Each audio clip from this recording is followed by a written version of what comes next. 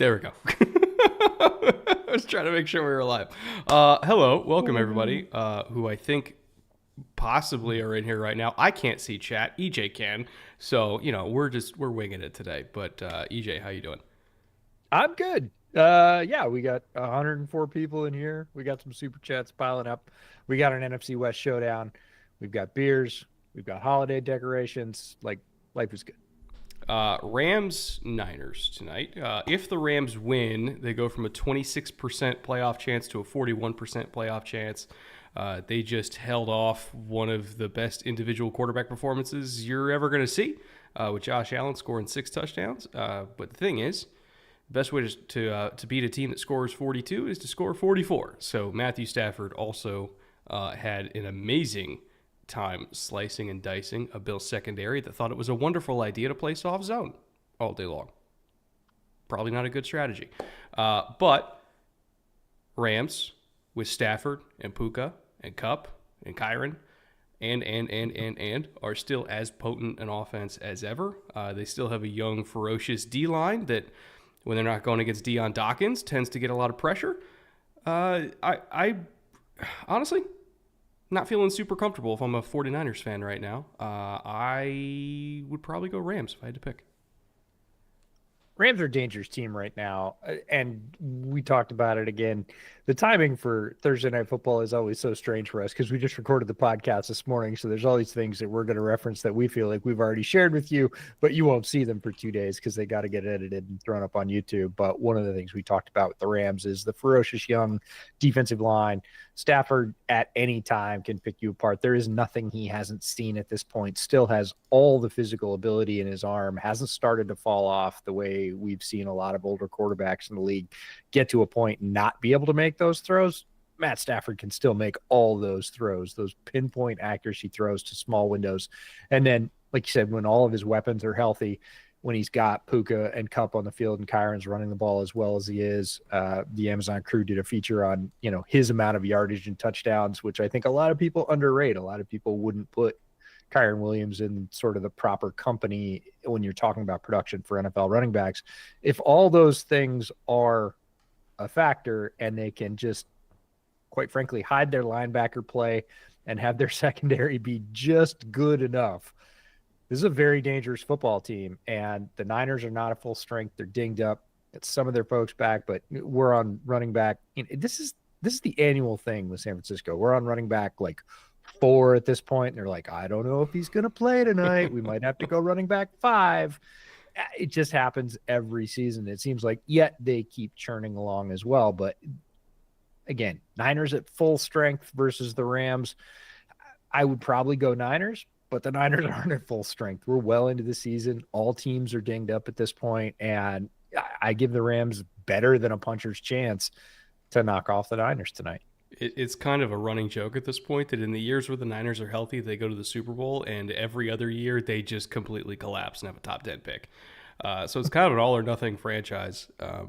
When all the Avengers are out there, they're tough to beat, but I don't think they've had any games this year where everybody's been healthy. Like, all together, Debo, Ayuk, Kittle, CMC, like Purdy even. I mean, shit, have they had many games where even half of them are healthy? I don't think so. So it's just been one of those years for the Niners. As far as Niners in the future, because I think they're too banged up to make the playoffs at this point. I'm not super concerned, because people are kind of taking the opportunity to go the other way with Brock Purdy, and they're like, oh, well, look what happens when, there's injuries around him and the depth isn't there. He's not somebody who can lead you to the playoffs all by himself when he doesn't have an Ayuk or he doesn't have a CMC. And to that I say, the only reason the 49ers are, maybe going to pick in the middle of the round instead of like top 5 is because of Purdy. Like, can you imagine how bad this team would be if they had like Trey Lance still at quarterback? Like, they would be awful. So I'm in favor of paying Purdy because he can take a roster or a banged up roster that would have been picking like 6 or 7 and put them into 15th, and that's worth $60 million to me. And I think about how long this Niners team was on the treadmill with quarterbacks. in terms of Kyle looking for the guy that could execute his system consistently the way he wanted it done. And that was a long list. They went through a lot of guys.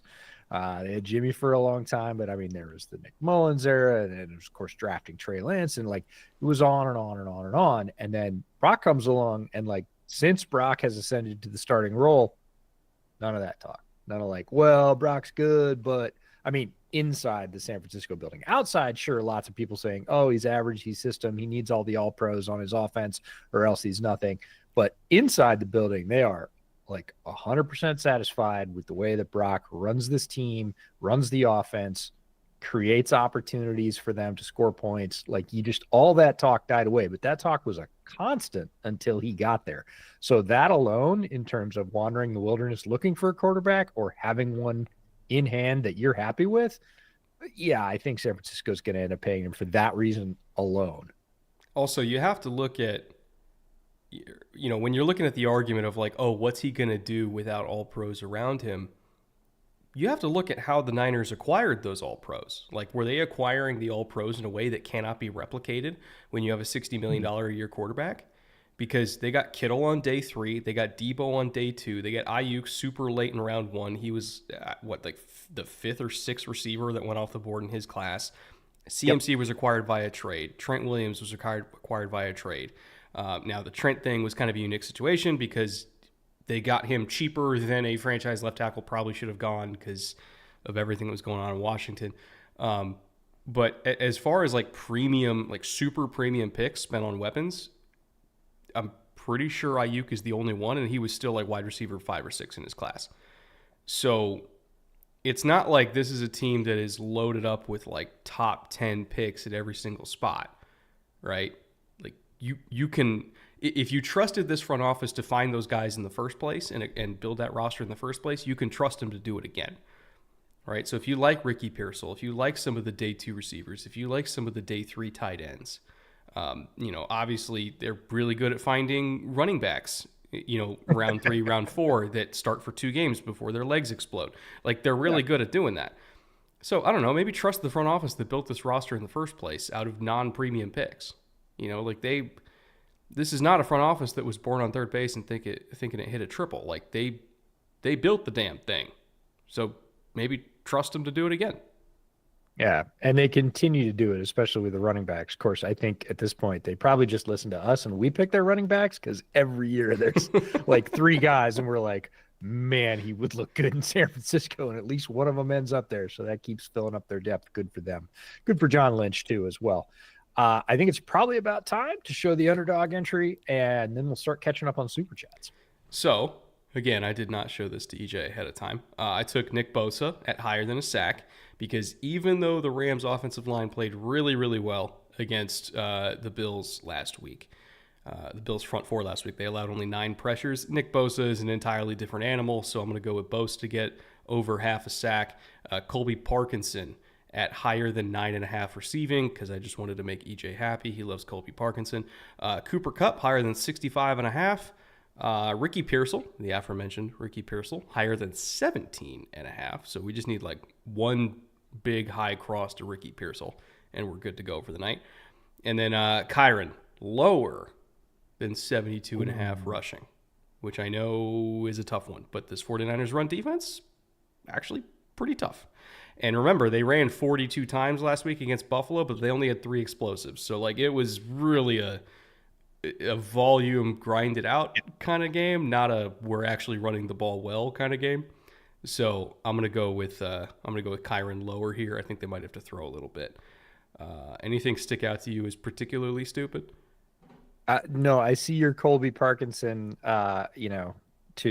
To assuage my fears and to not bet on a kicker. That's basically your substitution. Dude, I wanted to so bad, but then I saw the weather and I was like, EJ would kill me if I did this in a weather game. So you pull out the kicker slip and you slide in Colby Parkinson. You're like, okay, cool. I can placate EJ for the week, which is fine. That's totally cool. All right, I'm gonna get to Super Chat. Sean Tron kicking it off as usual. Great to see you again, Sean Tron. $4.99. Brett and EJ, you guys know what we all want. So first, Brett, what are you drinking? Oh, well, So I'm still polishing off. We just did a podcast today, and so I'm still polishing off my Virginia Distillery Company American single malt, not a Scotch, even though it's made same process, same grain, but it's in America, so they can't call it Scotch. It's American single malt. But they aged it in cider casks. So I have a cider cask finish, and then I have a Macallan right there somewhere that I think I might break out for second half. I have a Christmas ale that my wonderful wife got for me. This is from the UK, 7.5% by volume, but a tiny little bottle, 9.3 ounces. What's up with that, UK? Don't short me my beer. This is Harvey's Christmas Ale, so I'll be cracking that open. But Shantron says, everyone take a big swig of what you got and tell us all your opinions on Big Bad Bill taking over at UNC. Well... I'm trying to I don't know what's public and what's not. Here's what I'll say.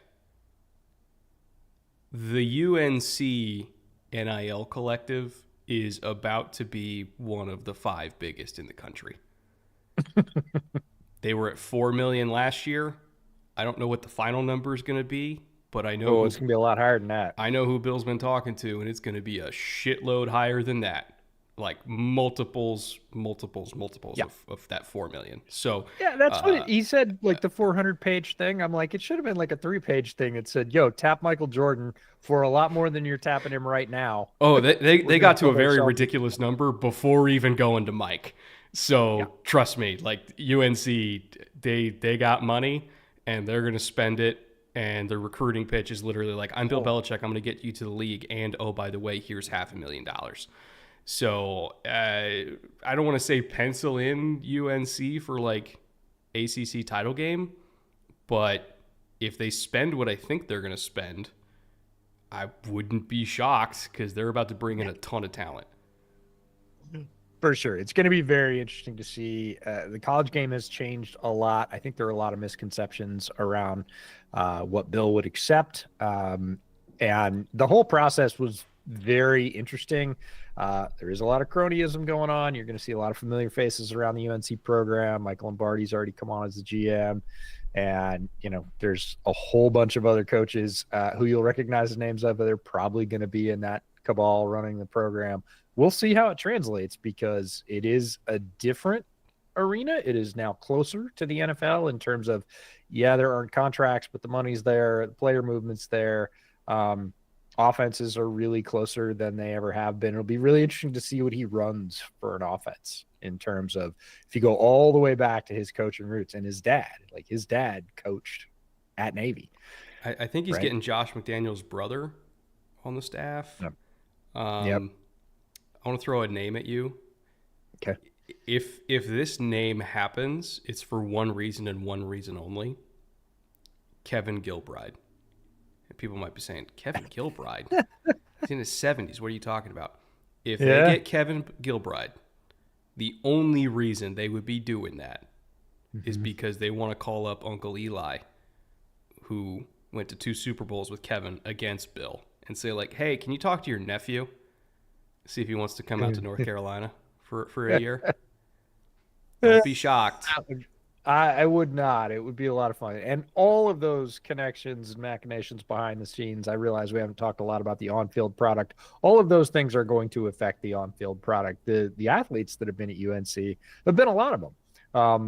We like a lot of the talent that's come out. It's not just Drake May. There's Josh Downs and Omarion Hampton, who's coming out this year, and Javonte Williams, and there's a lot of talent that's come through the UNC program. There's going to be more, so it'll be a fascinating sort of situation to watch play out. I'm going to go to Matthew Wright for $2. Guys, do I start Brock Purdy or Sam Darnold? I would go with Darnold. What say you? Yeah, okay, Darnold. Done. Darnold. Thank you for the super chat.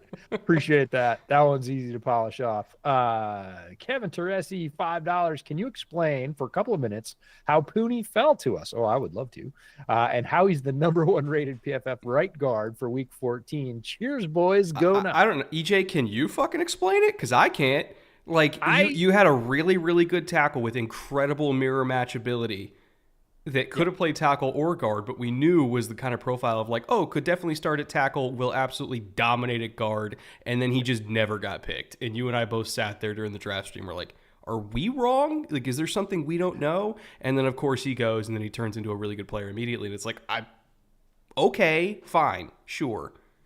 It seems like every year, because there is so much opinion around draft analysis in general. There's so many people involved in it now, which is good. That variety of voices, I think, really surfaces a lot of things. But sometimes you find yourself, or we find ourselves, in the minority saying, looking at each other and going, do you see good things on tape? Because I see really good things on tape. And we do end up sort of leaning on that third, which is the medicals, the interviews behind closed doors, whether or not he, gave a bad impression in a certain interview to a offensive run coordinator that's like, nope, I'm not working with that guy. Something we really can't see, because all the things we can see, the testing, the on-tape performance, it all looks really good. And Puni was one of those, like, great flexibility. I think maybe that was something that worked against him. People weren't exactly sure where they were going to play him. And if they had one spot in mind on their offensive line, as opposed to other teams, which are like, really enjoy those players with positional flexibility, some teams are like, nope, we want a right guard, which in the case of Puni would have been just fine, because that's where he ended up. And he's playing great. If you're a Niners fan, you're just happy about that. You're just happy. He's a very good player that ended up, at basically a draft value compared to how we saw him. And he started immediately, and he's playing well. Like, that's green check marks all the way down the board. It's the same thing as like when Creed slipped to, I think it was like pick 56 or something. Okay, like that didn't happen. We're not talking about that. I don't want to bring it up. It's the same thing though. We're like, did he kill somebody and we don't know about it? Like, what the fuck? Yeah. All right. I'm going to end up drinking more. Carter Gish for $5. Hey, guys, I'm an engineering student and I want to nerd out in the same way with football. What resources do you like? Getting the pass coverage glossary. There are many. I'll start with my advice, which is more general. Then we'll go to Brett, who has more specifics in terms of basically a reading list that he's put together. He curated it for last Christmas, so I'm sure he can share that again. My advice is, football is so incredibly broad. Pick a thing that you want to focus on, because if you try and focus on all the things all at once, you just blow your brain up and you won't get probably out of it what you want. So pick just your favorite thing. It doesn't have to be the thing you think is most important or coolest or, most relevant in the modern NFL. Pick the thing you like the most. I started with running back play way back in the day because I just liked watching running backs. And I was like, well, I'm just going to learn more about running backs. And through that process, I'll learn more about the rest of the game. And then, that naturally leads to like, oh, well, how do you fit the run? How do defenses work? Well, I don't know anything about that. So I'll switch over to that side now and come at it if I'm trying to stop a running back, which I understand, how do I do that? So pick something to start with, because boy, it's like how to eat an elephant, right? You gotta start with smaller bites. In terms of the smaller bites, Brett, what are your favorite kind of top 5 resources to send people to? So I'm gonna throw a video in the chat that I made last year, which was a gift guide for unhinged NFL fans. There's a bunch of books on there. Dan Casey books, like he did an entire book just on mesh, an entire book just on counter. Bobby Peters books where he breaks down entire schemes of teams. He does probably 3 or 4 a year. I would say listen to the Make Defense Great Again podcast with Coach Vass. For sure. That's probably the best defensive resource you're ever going to find as far as like content goes.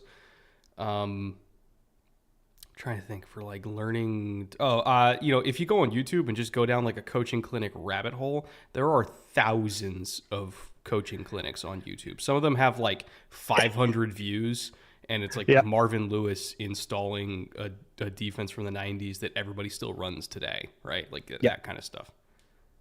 Yeah, and if you're rabbit holing, again, make sure you have your life preserver with you, which means you're not going to go for all the coaching clinics, because literally your family will come to find you and bring you food and water. So concentrate, pick a specific. Again, if you find out that that's really not your thing, There are 100 others you can switch tracks, but start with one or two tracks that you really want to sort of dive deeper into and understand better. And then I would say multiple resources. Books are great. Obviously, online coaching stuff is so much more prevalent than it was when either you or I started. You can literally go on YouTube and spend hundreds of hours if you want to, because it's all there. Echo Warrior for 1999. Thank you very much. Good to see you again, Echo. Puka seems to have picked up where they left off. Is Puka a top 10 wide receiver? I think he's a minimum top 12, but I could understand if he's not there yet due to his youth. I would say more due to his health, which, again, he's missed some games. He's been dinged up. It hasn't been to the level that it was in college, which was the major knock on him coming out. But when he is in there and when he is healthy, he is tickling that stratosphere in my mind, because he is one of the more complete wide receivers. I mean, he blocks, he runs, he catches, he attacks all levels of the field. You know. He's got great size. He is extremely well-rounded. There are a lot of receivers that are very, very good at one thing, 50-50 balls down the field, or crossing routes in space, getting yards after the catch, or whatever. But boy, you look at him on a blocking rep and you're like, I can't find any blocking reps because the coaching staff pulls them every time they're running because they're completely useless. Or, oh boy, he probably shouldn't have been trying to block that guy. Puka's not that way. You can just leave him in there. There is no way to key off, where Puka is in terms of what the Rams are going to do, because McVay makes everything look the same, which is fantastic. And he knows that he has this incredibly versatile, capable chess piece in Puka, and for that alone, for that sort of versatility and being good all the way across the board, he's definitely top 15. As long as he stays on the field, I think he probably is top 10 because of his impact in all areas. I'll roll it this way. Let's just assume health, right? Justin Jefferson 1, 2 through 5 can be any order of Jamar Chase, CeeDee Lamb, Tyreek, AJ Brown, right? So sure, 2 through, and there's still other names that you could throw out there, like Nico. Let's just say Nico is 6. Sure. Amon-Ra could be an argument for 6. So let's just say 6 and 7, Nico and Amon-Ra. And then you start getting into like the Puka versus Drake London debate. You start getting into the Puka versus DK Metcalf debate, or even JSN debate. Devonta Smith. I'd still take Puka over Devonta. Devonta, I think, is better in some of the pure receiving areas, but Puka, again, has more versatility, has more size for sure. But that's still like, we're once we get to like the 8th spot, we're like, ooh, he could be Puka. Like, that's top 10 to me. If you get to 8 and you're thinking about it, you're top 10. Yeah, no, I would agree. Great player, has continued to improve in the pros, which is one of my favorite things about players in general. When we like them coming out of college, we love their potential. They land in a good spot. They continue to work their ass off. They end up next to somebody like Cooper Kupp, and they, show up at the Breakfast Club and watch tape and just continue to put their head down and improve. It's my favorite thing. I love watching good football. I love watching great football players. I love watching football players with a ton of talent maximize it. And Puka is all those things. So great player. Here's one from Connor. Garrett Wilson or Puka? Ooh, depends on what you want to do with scheme agnostic. Offense. Scheme agnostic. Scheme agnostic. Again, assuming health, which was your caveat at the top, I would take.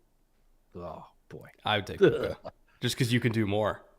I think because you can do more with him, and we haven't seen Garrett Wilson. I think Garrett Wilson is my new taking over for Scary Terry in terms of player I want to see most with good quarterbacking, because I know he's better than what we've seen so far. If the Jets sign Jameis this offseason to be their bridge starter because they don't like this quarterback class, Garrett Wilson is going to get 9,000 yards next year. Like, you think Jerry Jeudy has been productive? Like, wait till you see fucking Garrett Wilson getting force-fed the ball against his will by Jameis Winston. I fully agree. I think that would be super fun. Great question, Echo. Thanks for coming back again. Love seeing you every week. Jay Crossover for $10. Hey guys, I know we're super early for prospect grades. Yes, 100%. We're not giving grades yet. But for dynasty purposes, oh geez, speaking of early, and what you know now, how does Penix stack up against the upcoming QB class? And how does Tet compare to last year's wide receiver class? Okay, two separate questions. Michael Penix is better than any quarterback in this class. Penix would be QB1 in this class. I don't think that's really debatable at all, especially with some guys going back. But again, I don't even think they really figured into it. Penix is QB1 in this class. So that's answer number one. And how does Tet compare to last year's wide receiver class? We're talking about Tet McMillan from Arizona. And he is, I think, a very good wide receiver that has some limitations. But he would have been in I have to look back on my rankings. He would have been flirting with the top of the second round. He's an explosive player. So you would have had, well, let me just list off. So you would have had him below Marvin. Yes. Below Neighbors and BTJ. Yeah, BTJ was my fourth, and I had him with a solid below Rome as well, right? Yeah, so those are my top four. So you would have had him above or below Xavier Worthy? I would have had him above personally. But I would have had him above, but I didn't have Worthy as a first-round pick. I mean, he'd be in the same conversation, but he's not the same kind of player. In terms of round conversation. Keon. I would take Ted above Keon because I like I like the explosive element of his game better than I like Keon's. Lad's the tricky one for me. I underestimated Lad. I looked too heavily into his faults and not heavily enough into his strengths, and he has been all of the strengths and very few of the weaknesses. So he is better than I had him. I would have had Tet higher, I think, on sort of redraft, and I know that sounds weird because Ted hasn't been drafted yet. I think I would more fully appreciate the strengths of Lad than I did. He was one of my, I'm not going to say misses because I wasn't super low on him, but I was lower on him than I should have been. I think I would have had him, Tet McMillan, that is. I think I would have had him somewhere around AD Mitchell, BTJ, right? So anywhere between wide receiver. You loved AD Mitchell. I would have had him above AD Mitchell, but below BTJ. So there you go. So I don't know. Figure wide receiver 5 in the class. Somewhere 5-6, somewhere around there. All right. Niners have the ball, and we've kicked off. I'm gonna quick see if we missed any others. Time to trade for Penix and get rid of my 1.02. Well, it depends if you need a running back, because there's a couple running backs in this draft you might want to hang on to that 102 for. Just saying.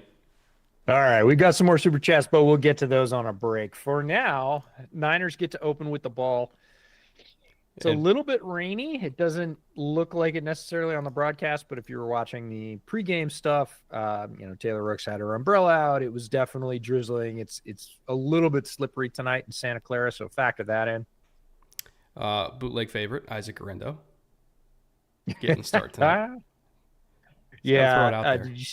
Did you see Danny Kelly said the sit start for Isaac Garendo tonight is gut-wrenching, and I hate it. I was like, insert any San Francisco running back for the last 3 years, and you have an evergreen tweet. No, we love Garendo. We got to talk to him. He was at Wisconsin for years and then transferred his final year. Nice ball, overshot Kittle. Flagged him. They had Kittle. Yeah. They had Kittle doubled. I mean, not true doubled, but basically the guy over the too top. high. Yeah. Too high to his side.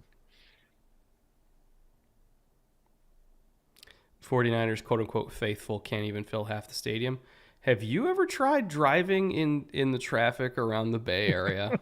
Like within 90 minutes of the Bay on a Thursday afternoon? It's like LA. Like you literally can't get to a game by 5 o'clock in California. You just can't. We don't have public transportation. Not possible. Unless, of course, you leave at noon, as we would, but that's a whole different story.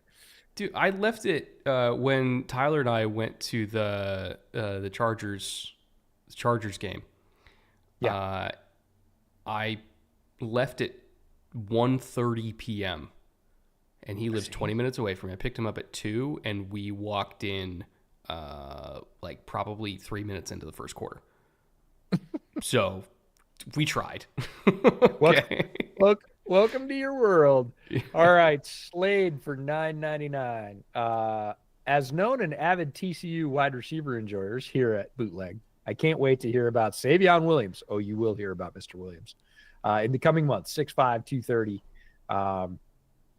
Lists his stats. Tape ought to be fun. It is fun. Savion Williams definitely on my list. Has been since early summer. Basically when camp starts for college guys. Yeah, he's on the list. I haven't got to him yet, but I know a lot of people like him. There's some, Slade's not wrong. Thank you for the super chat, Slade. There are some fun highlights right there. All right, Stafford and the Rams, see if they can fire back after a very good defensive series to get the Niners off the field. Leonard Floyd sighting. Yeah, late flag. Little slippery field too. Kyren didn't look like his footing was particularly great there. You're gonna probably see guys go through a couple cleat choices tonight after the first few series of like, yeah, that's working, or got to get something else. Yeah, this is the exact kind of game that you change out your shoes at halftime because you realize you can't walk. Yeah, equipment guys are busy during these types of games. What was the call? Hold? I don't know. Look at Leonard Floyd. Leonard Floyd appreciator. I wrote my pre-draft scouting report back when I had a column on Windy City Gridiron called Draft Bites, and did a, I think, 5,500 word article on Leonard Floyd because me. Always appreciated his length and the way that he knew how to use it. And you saw it right there. He basically got cut blocked and just kind of leaned over the top and went, nope, my arms are still long enough to get to the running back. Yeah, I think he's been in the league over a decade at this point, right? Close to a decade. Right about. I think it was like 2015 maybe. But he's always been a great player. Like he's never been anything less than solid. Yeah, I think he was miscast. And when you're drafted that high, you're always going to be judged on sacks. It's just doesn't matter how fickle it is. That's just the way it is. If you play his position, edge, outside linebacker, whatever you want to call it, and you don't have flashy sack numbers and you're drafted that high, you're going to be called a bust. I'm with you. He's always been very, very solid. There were a lot of people when he was coming out, just because, again, he was kind of long and gangly, that said, he doesn't play the run. I was like, absolutely untrue. One of the first myths I busted doing draft stuff was like, no, Leonard Floyd is exceptionally solid against the run. He was at Georgia. He was in Chicago. He's been at every stop. He was with the Bills. He is with San Francisco. We just saw it. So I just think a lot of people thought, hey, you get drafted that high, you got to have 10-plus sacks a year. And that's rare air. It's tough to do. It's great if you get them, but Leonard Floyd brings a lot to your defense that's not necessarily sacks. He's never had high sack numbers. That was a really, really nice play by Deommodore Lenoir, playing what's called a drift technique, right? Where you drift towards the number 2 as he widens, and you kind of feel that he's widening because he's trying to come back inside. And so then you drift inside with it. And he didn't know exactly where the receiver was. He just kind of had Stafford's eyes take him there. Really, really good play by Lenoir to get that PBU. I got my chat to work, by the way.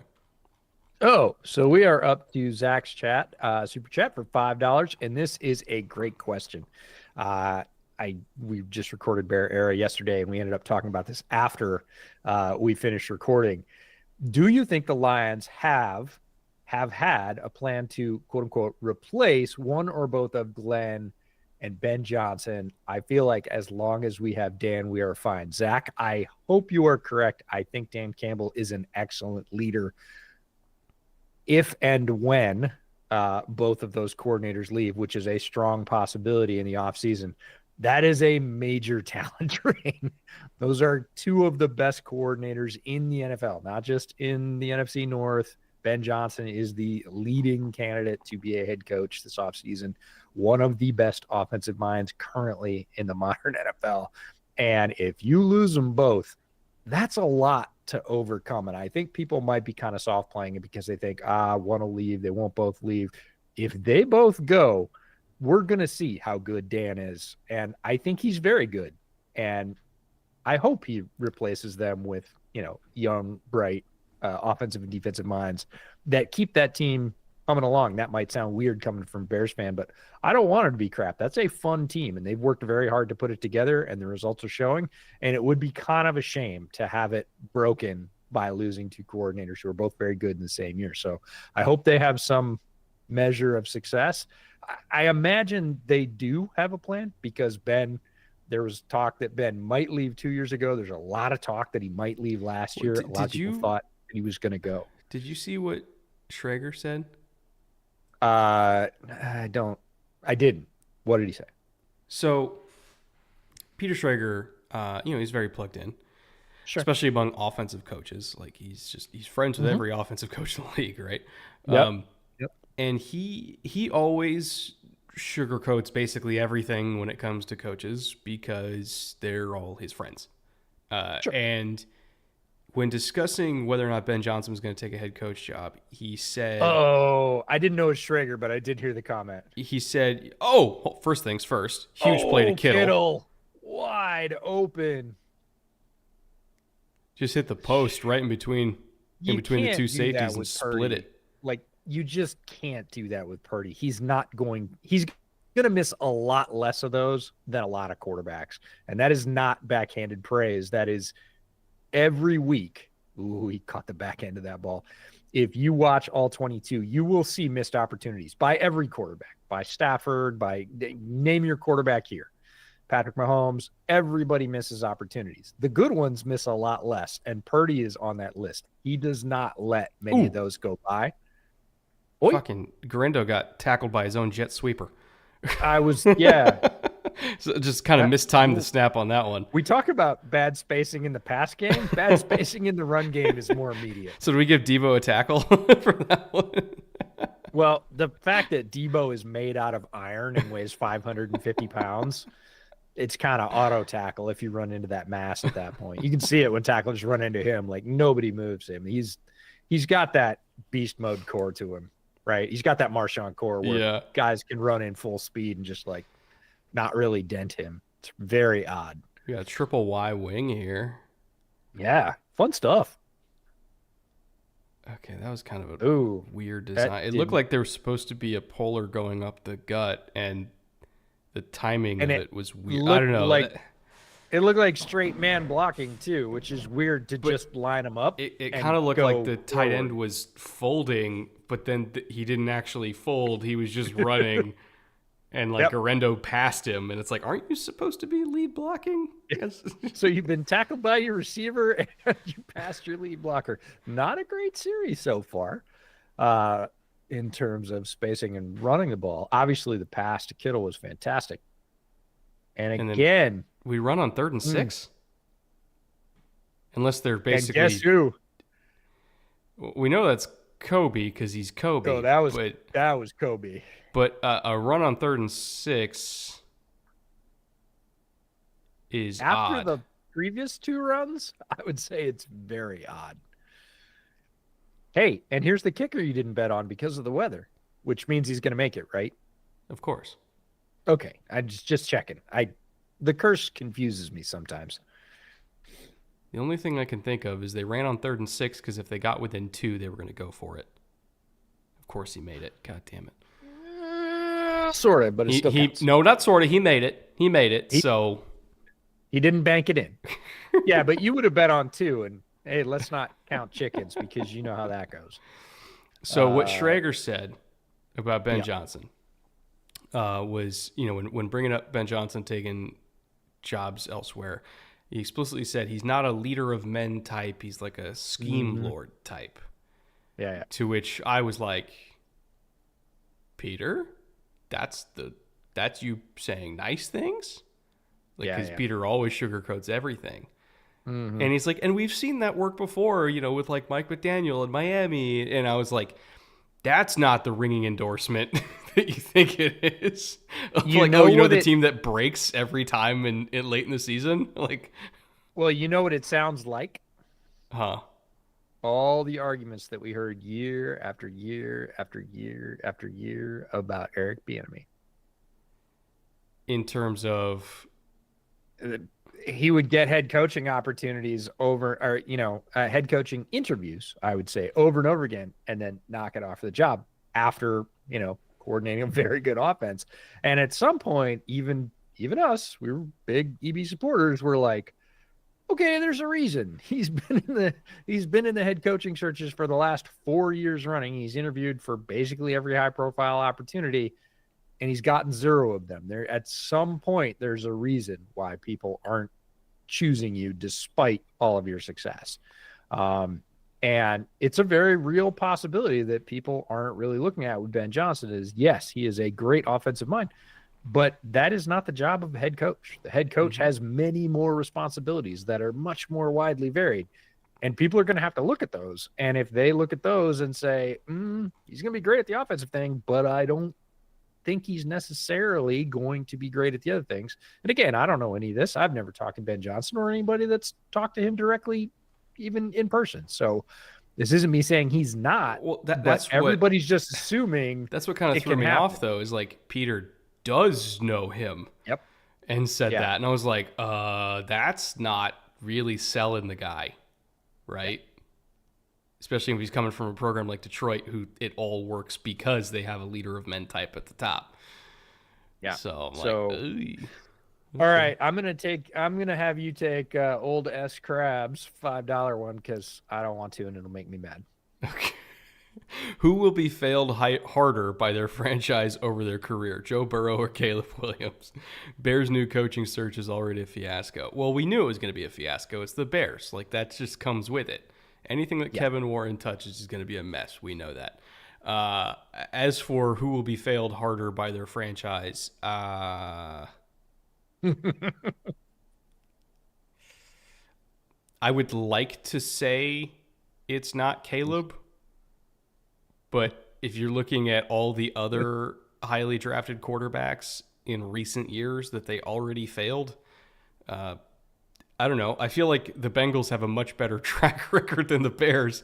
And boy, that's saying a lot. Like, the Bengals have been on some playoff runs. They went to a Super Bowl. Like, they made hay with Andy Dalton. They built some good rosters. Like, what have the Bears done since 2006 other than get eliminated by Randall Cobb? Like, I don't know, man. That's not looking good. If we're going off priors, I think the Bengals definitely get more leeway. Sick-ass catch by Puka, by the way. Exactly. Which is, I think with Puka, really, after the health thing, which you started off, said, hey, we're just going to assume that health is the thing. You start going down a list, and instead of saying what he has, you start trying to list what he doesn't have or what he can't do. And it's a really short list. Yeah. It's like, well, stay on the field is the first one. Okay, well, if we're going to assume he's going to stay on the field, okay, what's the next thing he can't do? Like, is he a good route runner? And there was some, talk about his limitations as a route runner as a rookie. That, famously, Stafford wanted him running dagger from the left side because he cut to the right better. And, so there were people like, well, that just means he can't cut to the left. Well, maybe he doesn't cut to the left as well. This year, I haven't heard anything about that. Like, his route running's improved a lot, as you would imagine it would, hanging out with Cooper Kupp all the time. Is he physical at the catch point? Yeah, he loves to get after people. Is he physical as a blocker? He is. Does he have good speed? Yeah. Is he going to hold up through NFL punishment in terms of size profile? Yeah. I mean, he's got a long injury history. Matt. Oh, what? Who? Wabba? Oh, what are we doing? He threw it at the guy with the cast. He knew he couldn't catch it. I'm just kidding. Was he trying to bank shot it into Kupp? I don't know what that was. That was uncharacteristically awful. What was that? They're going to show it. All right. He's looking at Greenlaw. He's watching him come across. He just didn't see him. I'm sure Hufunga's like, if I didn't have a fucked up hand, I would have housed that. That's you just don't see Stafford do that very often. He hit him No. right between the 2 and the 9.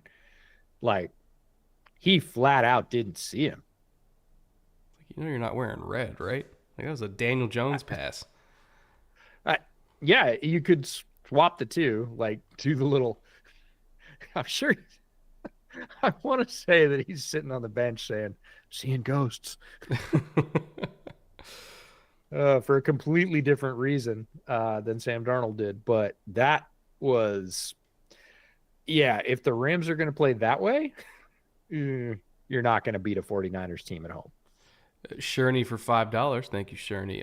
Full PPR. Do I start Debo, Keenan, or Reed? Thank you. Well, I hope you didn't start Debo in PPR. For one, Debo's been not super great this year. So it's really between Keenan and Reed. I'd say Reed has the higher upside for me. So I go Jaden Reed personally. I don't really have any faith in the Bears offense at this point. So. No, Keenan gets a strange amount of targets, though. He, I would say, is the least physically effective receiver of the Bears' top trio, but his relationship, his understanding with Caleb is better than it is with the other two right now. It's growing with Rome a little bit, which is encouraging. DJ's kind of been really hit and miss, and Keenan is the guy that he goes to in high leverage situations, even if he's covered, and he generally is, because, again, he doesn't have a lot of separation at this point in his career, but he will throw tight window throws to Keenan before he will to the other two. And he does hit him because Caleb can throw darts, and Keenan's decent in contested catch situations. Keenan's actually struggled more in uncovered situations. He's had some very uncharacteristic drops when he's been open.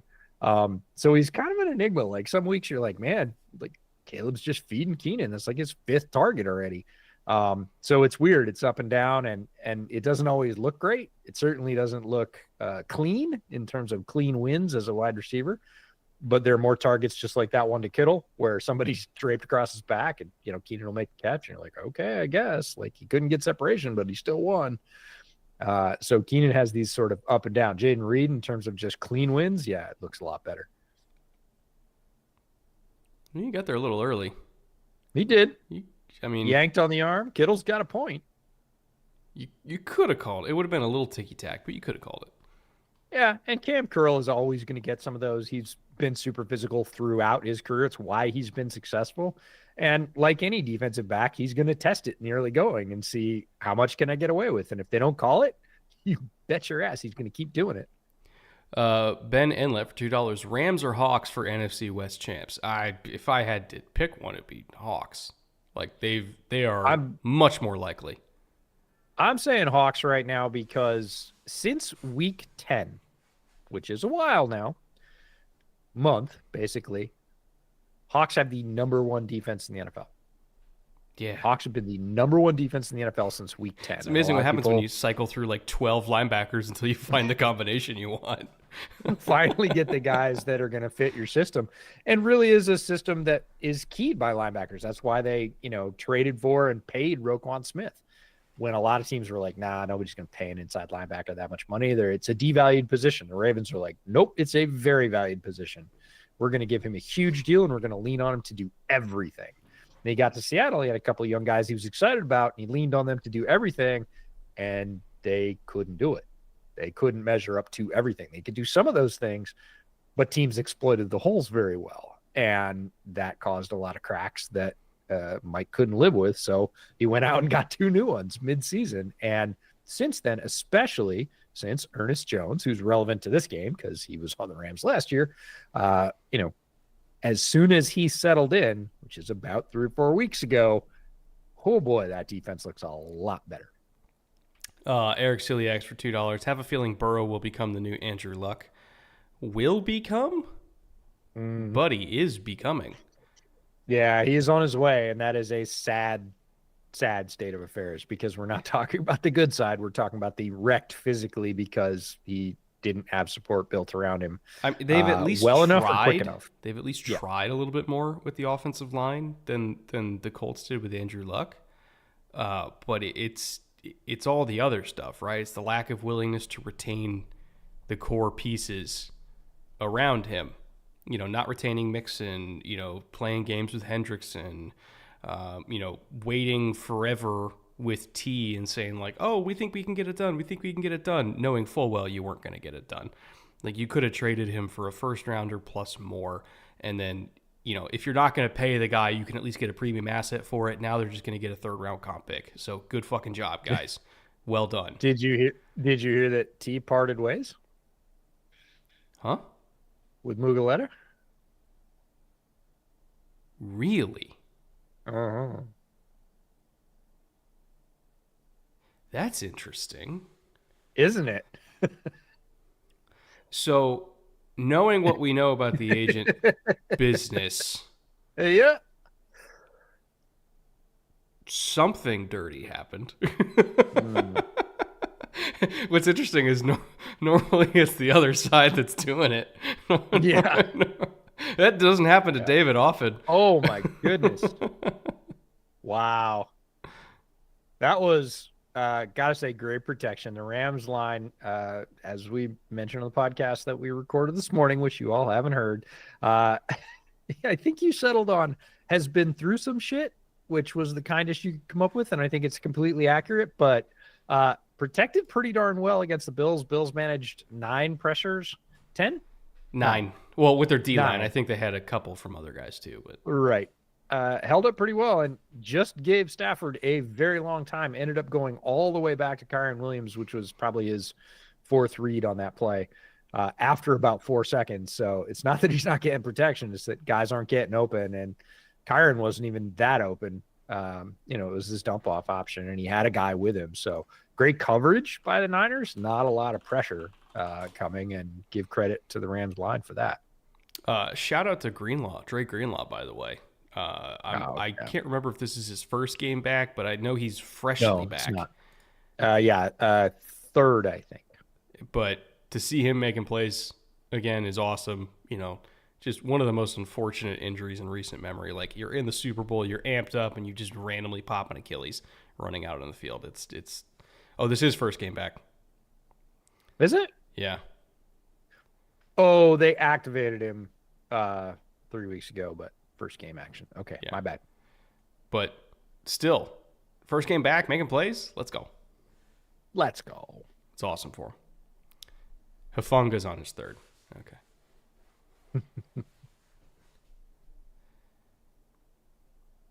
All right. I think it's 3rd down now, right? Nope, 4th and 3. So we got a little bit of a punt fest early on here. Yeah. Hufanga's going to be like, you need to make me a cast in the shape of a claw. Can't have this big club thing. I need an edge there I can get the other side of the ball with. Just slather some stickum on it. Yeah. Just get out the old stickum spray and spray it down. What they use in the replacements? Was it elephant sweat? I think that's what it was. That's a great deep cut. I appreciate that. My favorite thing about the replacements is the uniforms from the replacements made the rounds in Hollywood for like 10 years. Legendary. Yeah, they were in you would see them 20 in movies. Every football. It's like, hey, we need a whole football team's worth of uniforms. They're like, we got them. It was always recycling the uniforms from the replacements. Those things were in everything for like a decade. TV shows, commercials. It was hilarious. It's like, oh, I see the replacements are playing again. I'm due to watch that movie. It's been too long. Yeah, it's been a bit. Great route by Jauan Jennings on the outbreaker. He's so good at those. He is so good. I feel like this has been a season where people have started to appreciate Jauan Jennings a little bit more. I mean, I put out a tweet last year during the Super Bowl, said Jauan Jennings, Super Bowl MVP, ? Like, it's possible. Don't laugh it off. And this year again, because of the very unfortunate injury to Ayuk, thankfully he got paid before that happened, but still an unfortunate injury. They've had to lean on Jauan more. It's not just 3rd and Jauan, and he's stepped up. He's had some really big games, and I think people are starting to appreciate that. It's one of those things that we try and harp on over and over again.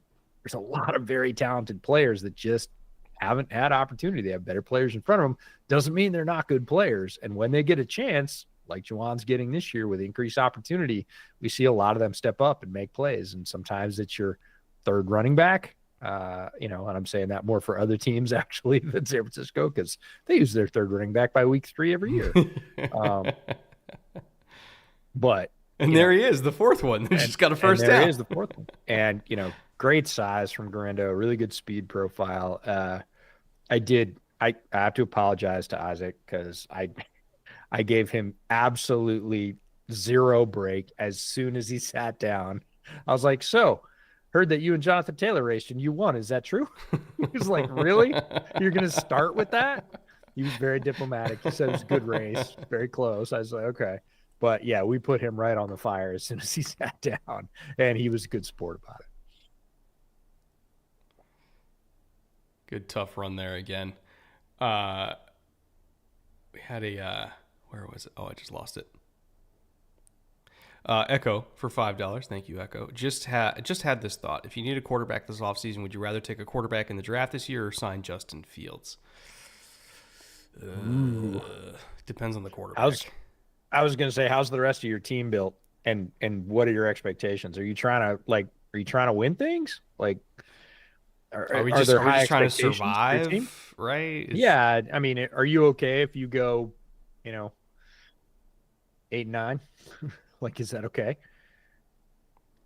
Because if it's like between taking a quarterback that isn't one of the two best players in this draft in a top 2 pick or signing Justin Fields, I'd probably just sign Justin Fields and then deal with it, right? And then wait for the next class.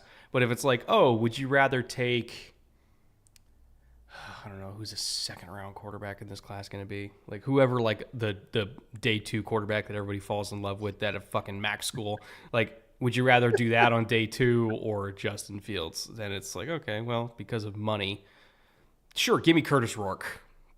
Let's do that. There was a question. I can't remember if it was in the comments on the video last week. What is Brock doing? Okay, popcorn. Dancing. Yeah. Kobe sighting again, by the way. Yeah, Kobe sighting. He's probably doing his dance from The Masked Singer.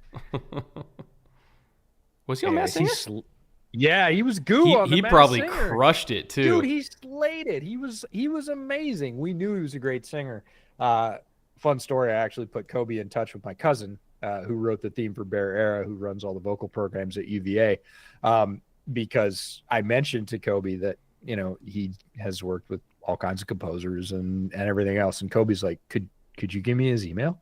And I was like, yeah, of course. He loves talking music. And the two of them actually connected about that. And then come to find out the next year at Shrine Bowl, the defensive lineman from Cincinnati was actually in my cousin's choir before he transferred to Cincinnati. He was at UVA, Juwan Briggs. Yeah, I think Kobe mentioned that he wrote like a whole orchestral piece that he wanted to get laid down. He's a composer, and so not surprising to see him end up on The Masked Singer. But yeah, he crushed it. If you haven't checked out the video, go check it out. That boy can belt, as well as being super smart and a fantastic defensive tackle. He's just one of those guys you're like, okay, you're not supposed to go through the gifts line 3 times when you're born. Like, leave some for the rest of us. Now, Kobe's a great guy. Ellery Cole for $10. First time chatter, long time viewer. Thank you, Ellery. Appreciate you. Question, as a Titans fan, is it too early to start feeling bad about the Brian Callahan hiring? I've been supremely unimpressed, and I miss Mike Vrabel already. Who wouldn't miss Mike Vrabel? Like, yeah. That one really irked me when it happened, because I'm like, oh, so you traded away A.J. Brown when Mike told you not to, and you did it anyway, and then it blew up in your face.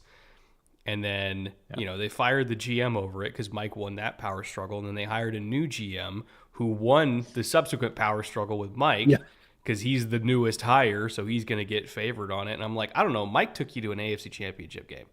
And then Mike got fucked over by personnel decisions from the previous regime, and the roster fell off a cliff. So, like, maybe that wasn't Mike's fault. Have we considered that possibility? And this is nothing against Brian Callahan. I think he kind of got a really, really tough job, right? Because there's not a great quarterback situation. Yep. They were tasked with fixing a very, very bad offensive line, and they're getting there, but they're still not all the way there.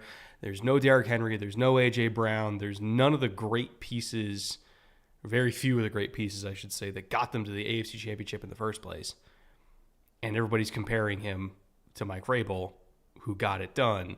and probably got fired for the wrong reasons, in my opinion.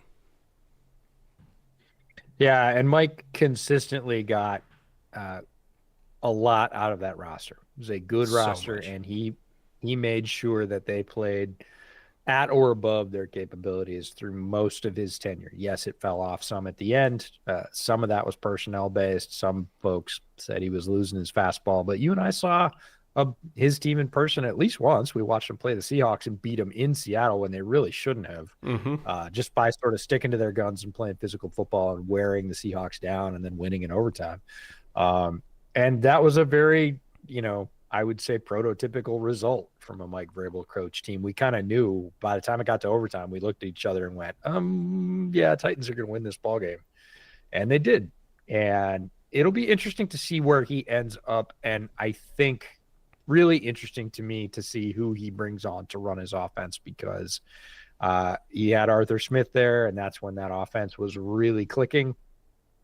And it'll be fascinating to see in his next stop, wherever that is, who he brings on to run his offense, because that's an important part of a head coach succeeding right now, maybe the most important part. And he's a very good, people say CEO type head coach, and he does run all the things very well, and he can deal with the press, and he understands that figurehead of the organization opportunity. But you still need a really good OC. And so it'll be fascinating to see where he ends up and how that works out for him, because without that, I don't think it works out so well. You know where I think he's going to go? Well, there's two possibilities. Yep. One of which is the Bears. Yep. Second is Ohio State. And you know why? Close, but didn't get it. Nope. Rams got, again, rain's starting to come down a little bit harder. It's definitely affecting the footing. It's also definitely affecting the handles at this point. Those gloves get really slippery. Fred got hurt? Fred Warner got hurt? I didn't see that.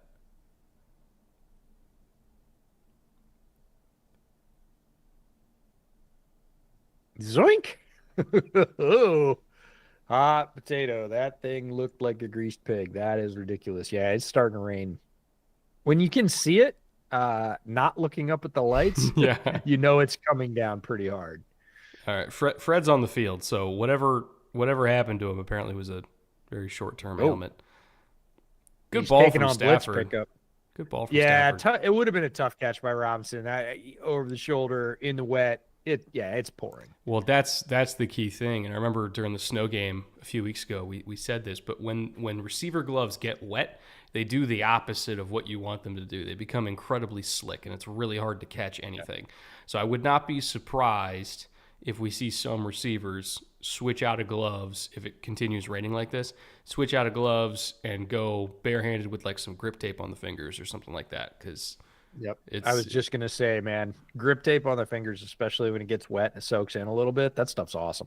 Oh, yeah, that is really, really good. But people love their gloves. It's all the savages that play with bare hands. Well, dude, December in the Bay, it's also cold as shit there. So some of these guys were like, I don't know, I'd rather feel my hands even if they're slippery. Yeah, it has definitely dipped here, and I realize where you might be in the country or the world, you might think it's not that cold, but it's been mid-30s consistently. It's been 34, 35, 36 all week, and foggy, which means it's basically 100% humidity, which means as soon as you go outside, it's just in your bones. You're like, it's just on your clothes. Cold. There's just a top layer of liquid on you all the time. I went out last night to take Obi, my older dog, out, take him out, right before I go to bed. It's just a quick trip onto the back porch, right? As soon as I hit the back porch, I was wearing my bootleg hoodie, and I could just feel the cold settle through the shoulders. I was out there for 3 minutes, and by the time I came in, it was already down to the t-shirt layer. Just it wasn't wet. It was just that creeping cold. And I was like, man, I would not want to be sleeping outside tonight. Nope. I'll be up there later this month. I realize. Because Nick and I are going to Olympic. I realize. We decided speaking of places where it's extremely wet. Yeah, no. Best place to go hiking in the winter is a rainforest. That was our idea. So Yeah, well, it'll freeze up high, but down low it'll just be rainy. we thought about driving up to what's it called Hurricane Ridge, Hurricane Ridge. Yep. but apparently, like, you never actually know if it's going to get snowed in or not. So we're like, we'll just. It's yeah, it can be dicey, can be icy up there too, for sure. But yeah, it's starting to come down now. Shanahan's got the hood up. He typically takes the showers in stride with just Holy a hat. shit, But look how thick it is when they're trying to show John Lynch. You can't even see him. Hey, there's a ghost back there in the box. Who is that? Oh yeah, it's John Lynch. Matthew Wright for $2. Is Justin Smith a Hall of Famer? This is an easy one. Oh, Thanks yes. for the $2. And yes. Yes. Not even a question. Yeah. Justin Smith is kind of one of those guys you almost might consider him for the Hall of Fame with half his career. Justin Smith is one of those defensive linemen, and I'll say lineman as a general term because he could kind of play everything. Justin Smith is one of those defensive linemen that I get really cautious about comparing people to when it comes to draft grades, because there's like very few people ever that were like him, right? In terms of power, in terms of balance, in terms of just being the human embodiment of fuck you. Like, Justin Smith is one of those guys where it's like, don't comp somebody to Justin, right? I said that about Ashton Genty this week, because I threw up some 22-year-old Adrian Peterson, all 22. I was like, be real careful about comping Genty to like, best running back prospect since AD or what. And it's like, nah, okay. It's like, let's be real careful about that. Like, I get very liberal with the comp sometimes, and I throw some wild ones out there. But if we're talking about top 5 all time ever in the sport at their position, I stop a little bit short of that. Yeah, for sure. And Genty is an historic prospect, like in terms of his production, and he does belong in that air, in that category, production wise, of guys that have been absolute meteors across CFB, like LaDainian Tomlinson. He physically is a different player in terms of what he has been able to accomplish. And it's, not a one-hit wonder. Like, the amount of production and the way that he's gotten it is rare stuff. He is in that top 5% all time category. So then you get down to, hey, how does he do it? What are the physical traits? How do they translate? And that's where, again, comparing guys to young AP is rough business, but some very talented running backs, and he is going to be mentioned in the same breath. John Salter for $2 says, quick note, OSU AD announced that Day will return. Are they insane? It's going to be a tough sell, but that makes, I think, the Bears even more likely, and it's because Mike Vrabel, we were talking about Mike Vrabel and his possibility of ending up as one of the finalists for Chicago's head coaching job in the offseason, is because he has a relationship with Kevin Warren due to his ties with Ohio State. There is no reason to keep Ryan Day unless he literally goes all the way and wins the Natty. But to announce before they even start the playoffs, like, oh yeah, he's coming back. That's a choice. That's a choice. That's a choice right there. Yeah. Oh man. Yeah. Really big buyout on Day. Well, call the boosters. That's the answer for everything these days. Call the boosters. We need more. A&M guys. Had a ridiculous buyout on Jimbo. They figured it out. Yeah, that buyout was staggering. But they figured it out.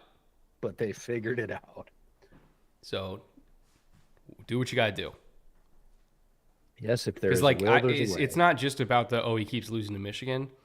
But I just completely lost faith in his ability to control that program during the fight when he just sat there and did nothing. The strange part is mostly about his inability to beat Michigan. Like, his record outside of Michigan's really good. But a lot of Michigan fans care more about that than winning national championships.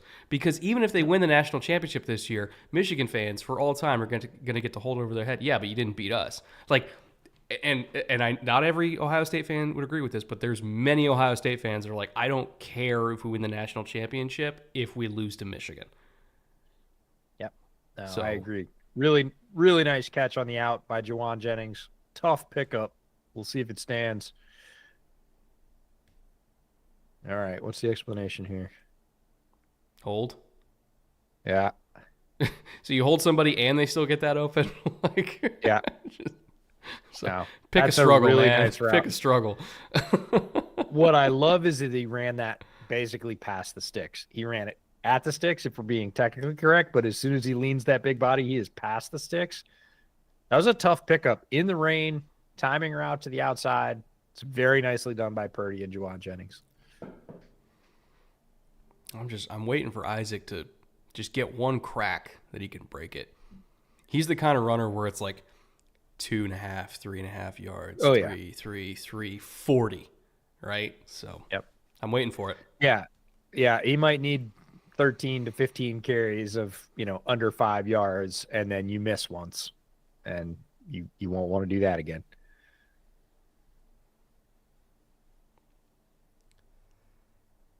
Kyle looks miserable. I feel so bad for him. Oh, man. Yeah, not great conditions for sure. Purdy letting it rip. Whoa. Ooh, no flag? Yeah, no. This is the second time that I've said that when he let the ball go. The first one actually went with a fair amount of velocity. That one, I was like, either that slipped or he just doesn't have a lot of gas in his arm tonight. Well, I'm trying to... Okay, it kind of died on the inside to him. Good. Well, again, A, it's in the rain. B, it's cold, and cold just tends to sap you anyway. Yeah, it makes the ball really hard. It's tough to grip. Yeah. Not only because of the rain, but literally the ball will stiffen up, so you can't really sort of push your fingers into it as far as you normally would. But it's the second time. See, that one came off with a fair amount of zip. Did he catch that? Get it. No, I don't think he. Okay. He didn't complete the catch, but that one came off okay. But I've seen at least 2 balls come off Purdy's arm tonight and just be like, as soon as it left his hand, you're like, that looks a little fluttery. God, Kobe is so ridiculous. He's so ridiculous, man. Well, all 4 of those guys, all 4 of the starters. We almost got the punt block too. Yeah. Oh, great play. Hell of a punt. Hell of a punt, especially when 91's bearing down on you.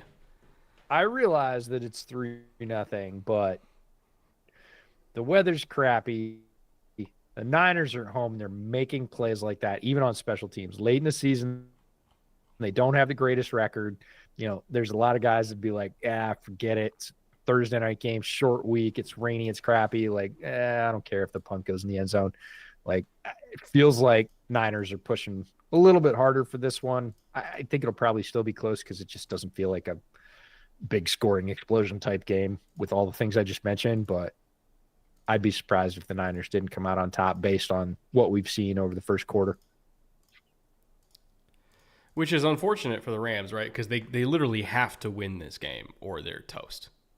Which is their motivation to keep fighting, right? Is we're on the road.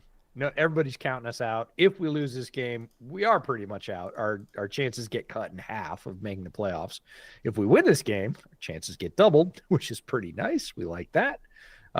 So, everybody's got some motivation. We are not yet to the point of the season where teams are truly playing out the string, as in we've been mathematically eliminated. We're pulling our veteran quarterback. We're giving our, 3rd round draft pick some reps to get him some live action. Nice run by Kyren Williams. His ability to spin off contact it's really good. I would say it's underrated, given his overall skill set, because there's a lot of runs where he gets contacted early in the play, and you think, okay, that was 2 yards, 3 yards, and he ends up with 7. No, his contact balance is for somebody his size. He's like a little miniature Weeble Wobble, which is what I love about him. Well, until he runs into Talanoa and Funga. There's not much you can do about that. And 3 other guys. And 3 other guys. Yeah. That cast has got to hurt, man. Oh yeah, That thing, especially like, when it's cold. it slams into like the outside of your arm. Like, okay, would you get that massive roof? Well, this guy had a club on his hand made out of plaster. He was banging on me with it. I'm trying to remember who. It might have been Simeon Rice, who said that he played with a club once. And as a pass rusher, it's like a massive advantage because It's like a mace. when you hit the nerve on the forearm Oh, here yeah, with yeah. it, and like you The literally grip. win every time, every Yeah. single time. You can't play the run for Easy. shit, but you win every It's single time as a pass rusher. it's the easy button. Josh Hall for $5. Hey Brett, what do you think your Texans will do against the Dolphins this weekend? I think they're going to struggle to run the ball, but I think they're going to pass all over them. Because in the battle between terrible interior offensive line pass protection versus below average interior defensive line pass rush production, I'll probably take the Texans on that one. But the Dolphins do have a fairly effective run defense as far as per carry metrics goes. They fly downhill. They're one of those teams that, Stafford taking off. He's gonna need to. His guys recovered again. Jeez, he Oh, got crunched too. yeah. But no, the Dolphins' run defense, it's not like elite, but it's very solid. I would even say like well above average. So it might be one of those like tough Joe Mixon games where he gets 20 carries for 70 yards. Jeez, Matt, Yeah. that's Yeah. not great. Yeah, I don't want to see any more of those if I'm the Rams. Like, please no.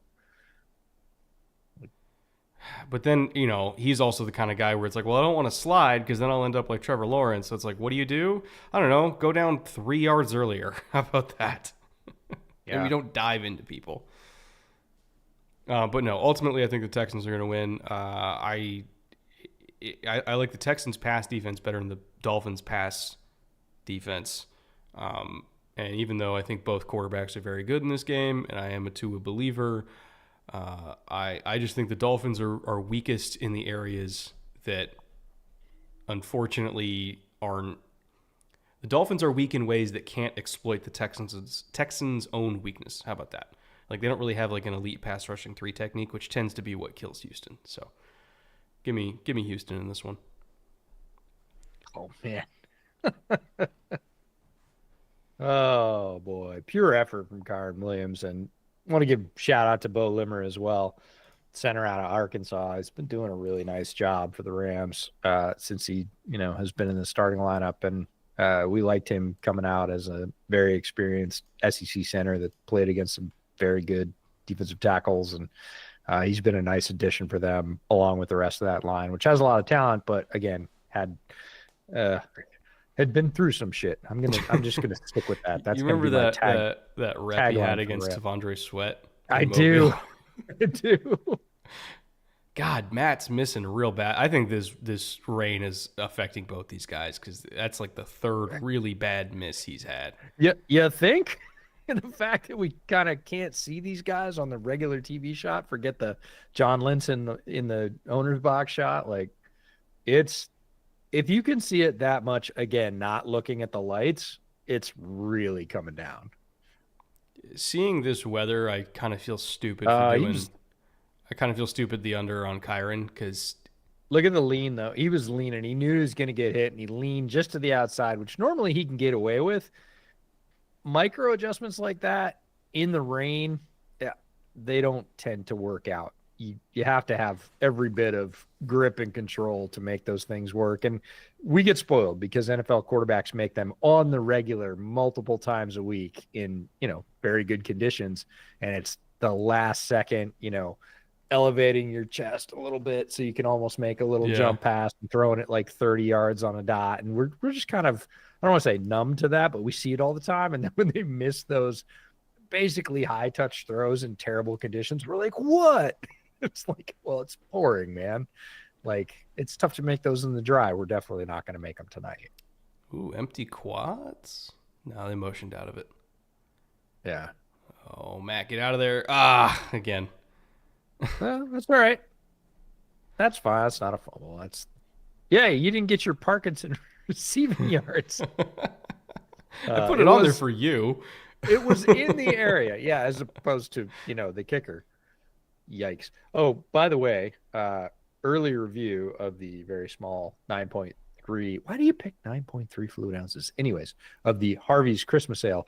This stuff is basically a combination of motor oil and molasses. Very little little carbonation. Good way. Thick, sweet. Strangely enough, and as with a lot of heavier English ales, if we have English viewers in the chat, don't take this the wrong way. The more you drink, the better they are. It's the motor oil part that's catchy. Is that a good thing? I'm amazed that it's only 7.5 alcohol per volume, because again, very little carbonation in English ales, porters. Like they're not carbonated. That's more of an American thing. So it's got this real sort of heavy smoothness. There's definitely some sugar in there, again, being a winter beer. You taste it, and the first couple you're like, oh, and then, hey, halfway through this small bottle, you're like, it's not bad. Do I want another one right away? I do not. But is this pretty good? Yeah, it's a nice seasonal offering. Steve in chat says 4.66 Lassiter versus the Dolphins wide receivers has my interest. I'll tell you this much.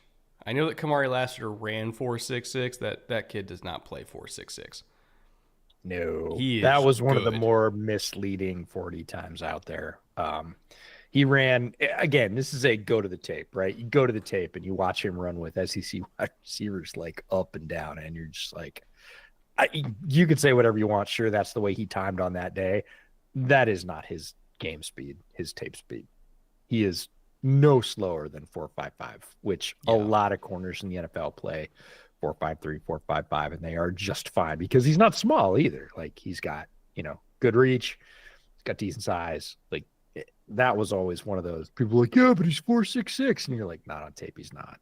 Like, because the other thing is people will take the corresponding result from wide receivers he played against. Yeah. You're like, hey, he ran a 4.43. And you're like, hey, that guy's not 4.43. And yeah, that's funny. Lassiter ran with him all game. Stride for stride. Jalen Hyatt ran like mid 4.3s. Does that make him a good receiver? Sorry, I know. I just had to. I'll take the fifth. I'll take the fifth.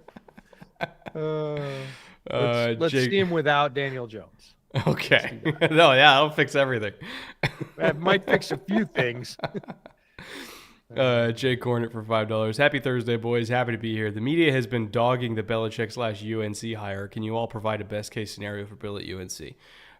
So somebody in chat mentioned the 20 million number as NIL. That is the same number that I heard a couple days ago was 20 million, but that was before Michael Jordan gets involved, which obviously they're going to be and already have started lobbying Michael to get involved. So 20 million is pre-Jordan. So when I say that UNC is going to have a shit ton of money, they're going to have a shit ton of money. So as for best case scenario, they buy themselves a roster that can win the ACC. That's best case scenario, in which case they're making the playoffs, right? And then if Bill has so much money that he's turning UNC into a playoff team and they're winning a bunch of football games, he can then ride off into the sunset and his son can take over the program, which ultimately I think is probably what he kind of wants to happen, because that just seems like the goal here. But they're going to be a good team in the meantime, because they're going to have a ton of money and a ton of talent. So I don't know where they got all 20 million pre Michael Jordan, but apparently UNC has a few whales to tap into. Yeah, deep pockets in the donor base. One interesting thing I saw reported right before we started the game is that the buyout on Belichick's contract drops from 10 million to 1 million.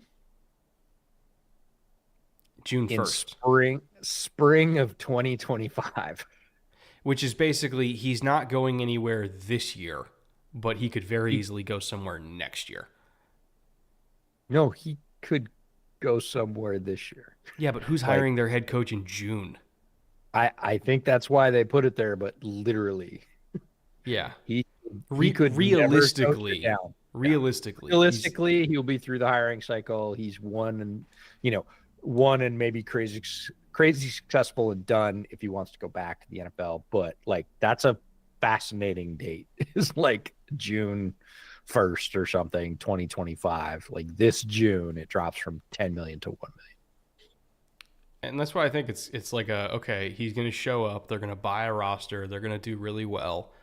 And then one of two things is going to happen. Either he's going to get an NFL job, because ultimately I think that's what he wants, because he wants to be temporarily number one over Shula, and he's going to catch him in 4 years anyway. So either he's going to retire and leave the program to his son, or he'll take an NFL job after a year. But in the meantime, UNC is going to be really good. Yeah. Man, so much speed on that Rams defensive line among those young front four. Poor Drake May leaving before UNC does all this. Well, it just means that, one way or another, Belichick's going to be connected to him. There's one thing that Drake May is not. That's poor. Yeah, it's true. Yeah.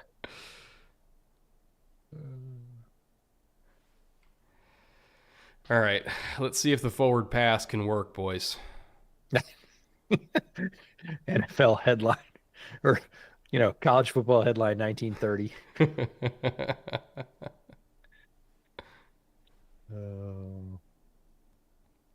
Like, at some point, do you just run wishbone? If you've got it on the play sheet, and Shanahan might. Like, it's 3rd and 11. What are we doing here? We got no shot. Kobe's having himself a night. Yeah. Well, and go. And he's beaten everybody too. He's beaten Puni. He's beaten all of them.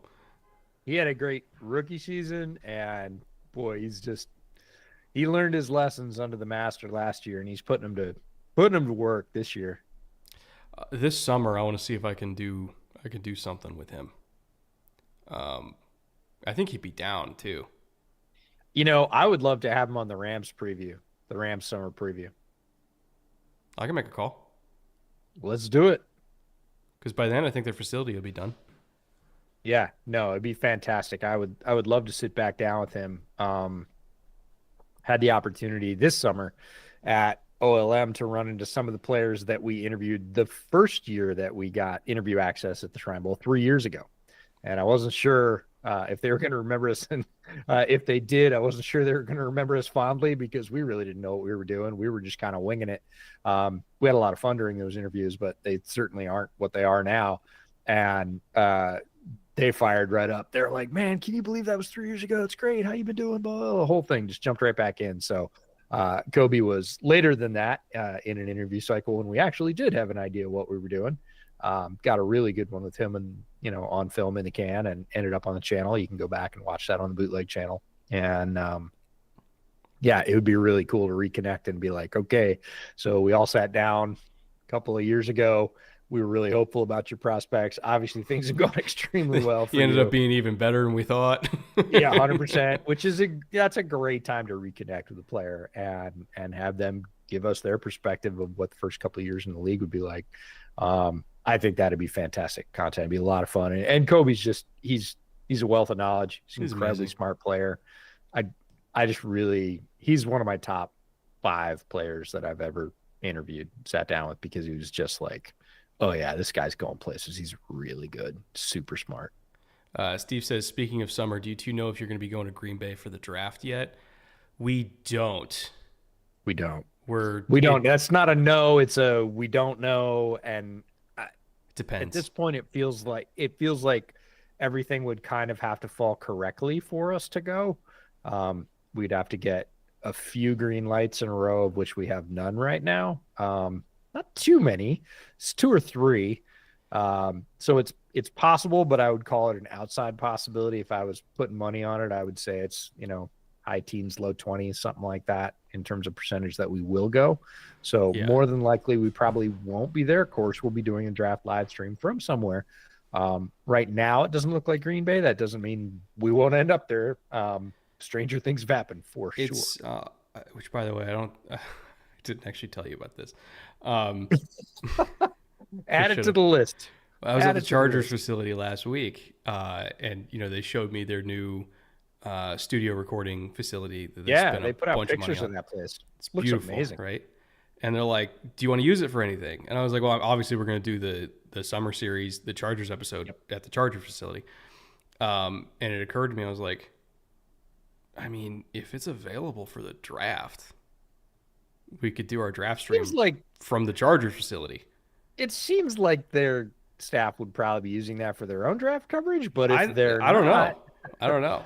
But if they're not, sign me up. It looks amazing. It is a state-of-the-art studio. It's tremendous. I would be extremely pleased if we ended up in that facility. Yeah, for sure.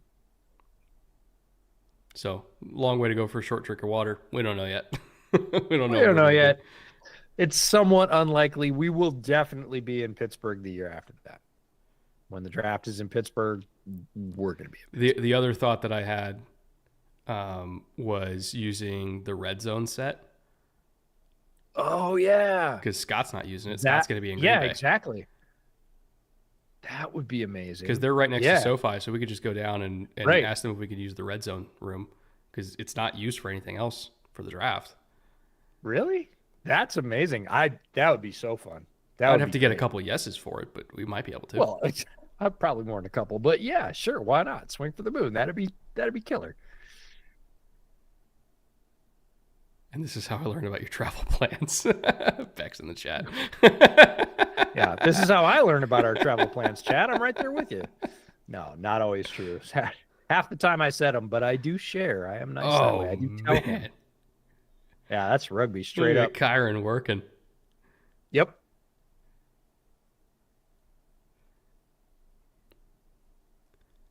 So, question, seemingly unrelated, but I will tie it back together. Have you watched Rogue Heroes? Rogue Heroes? Rogue Heroes. It's the series on the birth of the SAS done by the people that made Peaky Blinders. No, but I'm in. Yeah, 100% you're in. Anyways, it is on Prime currently. It was an MGM Plus series, so I don't get MGM Plus, so I didn't watch it, but it showed up on Prime, and I watched pretty much the whole thing in about a week.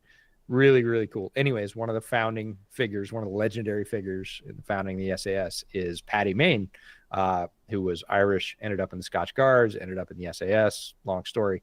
Come to find out, Paddy Mayne was a rugby star before heading into the Army in 1939, I believe. He played rugby union in college in England, and then played professional rugby and actually traveled all over the world, played like basically kind of friendlies for England, and played in India and all over the world in the mid to late 30s. And I was like, oh, look at that. An Irishman playing for England. Was he Northern Irish? I was. He's okay. There we go. I was like, that's interesting. Yeah. It's like, anyways, what's on the border are we talking about here? Yeah, exactly. But was a very accomplished sportsman. Had write-ups, in the sports pages about his accomplishments in rugby on a professional level, and played for multiple different teams. And I was like, oh, look at that. A quote-unquote football star that helped found the SAS. So Kyren's run just unlocked that in your brain. I said it was like rugby, and I just watched it like last week. So yes, indeed. Well, this has been an incredibly quick first half because it kind of had to be. Lots of running. Keep that clock moving, folks. And what sucks is like they're going to go into the locker room at halftime and they're just going to sit there soaked for like 15 minutes and just be miserable. It's a difficult thing to do, and and then to come back out and muscles are going to tighten up. You gotta stretch, you gotta stay loose, you gotta get warm. It's tough to do, and it's raining and freezing, especially for guys that need to stay ready, special teamers, backups, guys that aren't playing a ton of downs, but like the conditions are kind of ensuring that it's very tough to stay loose and limber. But if you don't, you're going to go out there, try and go full speed, tackle somebody, and end up pulling something, and can't afford it. So difficult playing conditions. Again, both teams have to deal with it. It's not really an advantage for one team or the other, but it is something you've got to keep in mind and prepare for differently. It's no different than going, early season and going to Miami and trying to stay on top of hydration when it's 110 degrees and 95% humidity. So there's a chat from Cure. It says Brett has a cousin in the draft, offensive tackle Chase Lunt from UConn. Yep. Trying to find a picture of him. I don't think you'll think it's flattering. Okay, hold on. This is fucking funny. Hold on, I'm gonna match him. Now I just look like Mitch McConnell. That's fucking funny. That's good. I sure. Yep. I could see the resemblance. Just put an underdog hat on him and let's go. I could do a mean Mitch McConnell impersonation. Is there any other kind? Just got to hold that for about 45 seconds. Andrew Arndt for $5. Speaking of Fields and Purdy, with Purdy's contract up at the end of the year, do you think Shanahan would want Fields instead? No. No shot. No. I think, honestly, the failure of the Trey Lance experiment leans more heavily against that even. There is no chance Kyle wants anybody but Brock Purdy at this point, unless their names are at like the top 6 in the NFL, right? Like Justin Herbert. All right, let's have a conversation. Like Justin Fields versus Purdy. No, he's going to choose Purdy. Yeah, that's it reminds me of a couple of weeks ago before, of course, the Niners played the Bears and completely dismantled them. People were like, well, maybe San Francisco will get sick of Shanahan, or maybe Cleveland will get sick of Kevin Stefanski. Okay, sure. Really? They just extended him. Like Stefanski just got an extension. Really? You think they're gonna boot him to the curb because their owner was foolish? Okay. I mean, stranger things have happened, but I think it's wishful thinking by a fan base that's really hungry for some solid coaching after some. There was an earlier super chat. Thank you very much for that. For $2, it said Eberflus made some, I think it was horrendous decisions. Grizzly decisions. Grizzly, even better adjective. Yeah, he did. And, so people start having some fever dreams about, well, maybe one of the best coaches in the NFL, shake loose, we'll just get him. Sure. Okay, sure. They probably have a lot of job offers, but if he wants to come here, we'll see. That was Eric Celiax for $2, by the way. Thank you, Eric, for that. Yeah, appreciate it. The resemblance is uncanny. When you guys referenced the replacements, I was so excited. You were talking about my favorite power pop band, and now I'm sad. Hey, man, that's top 6 Keanu Reeves movies is the replacement. Oh, man. Maybe. That's top 6. Really? So let's just say in no order, best Keanu Reeves movies: Matrix 1, John Wick. You don't get to have more than one. We'll just say John Wick. Hey, come on. There's 4. Well, then you're going to fill up the entire top 5. Well, then that's what I'm saying. Then you don't get Point Break. No, Point Break goes in for sure. You don't get Bill and Ted. You don't get the replacements as top 6. You can't just count 4 Wick movies as one. So no Bill and Ted then. You're the one that arbitrarily said replacements was 6. I'll give you 2 John Wick. You can choose 2 John Wick movies to go in the top 5. Arbitrary baloney rules. I would take. It's 1 and 3. If we're talking Keanu movies, 3. I would leave 2 out. Yeah, 2 I thought was the weakest of the 4. Still a good movie, but it's just like movie, but it's not necessarily going to be top 6. Yeah. But Constantine, good one. I mean, yeah, I think 6 is an arbitrary number for the replacements. Is a good Keanu Reeves movie. Is it top 6? I don't think so. movie pod in the offseason. We could do one just on Keanu movies. How about that? For sure. That's how we're going to use the watch with feature on YouTube. Just going through Keanu movies. Yeah, we've decided no previews this summer. Our summer series will be reviewing every Keanu Reeves movie with watch with. Oh, and then we'll go into Nick Cage. Oh, geez. Please tell me you've seen Unbearable Weight of Massive Talent, by the way. Yeah. Oh, it's so good. I love it. I don't want to spoil that one, but the discussion about his favorite film. Unbelievably classic. That was great. Ben Enlet for $20. Thank you, Ben. Appreciate you. Earlier, you guys mentioned how Ernest Jones is one of the main contributors to a defensive turnaround in Seattle. What are your thoughts on Tyrese Knight and how good he's been as a rookie playing in McDonald's system? I think Tyrese is the perfect encapsulation of sometimes when we do evaluations, and I get guilty of overvaluing this all the time, but sometimes scheme fits really do matter more than, I don't want to say matter more than traits, but the scheme fits will take up a larger portion of the eval, and I think Tyrese Knight in Seattle is a perfect example of that. I don't think Tyrese would work nearly as well as he has in most other teams, but in Seattle, he is literally a perfect fit for what Mike Mack likes to do. So again, not good of me to often over-index on scheme nuances and scheme fit. No, he has to play in this kind of defense to blah, blah, blah, blah, blah. But when it comes to Tyrese, it's like, yeah, you put him in a Mike Mack team, and he's going to do well. This is a reminder to chat for a story we told about when we were at the combine. We're watching linebackers warm up, and Brett looked at me and he's like, "Who the hell is that?" I was like, "That's Tyrese Knight. It's the guy I told you about a couple of weeks ago."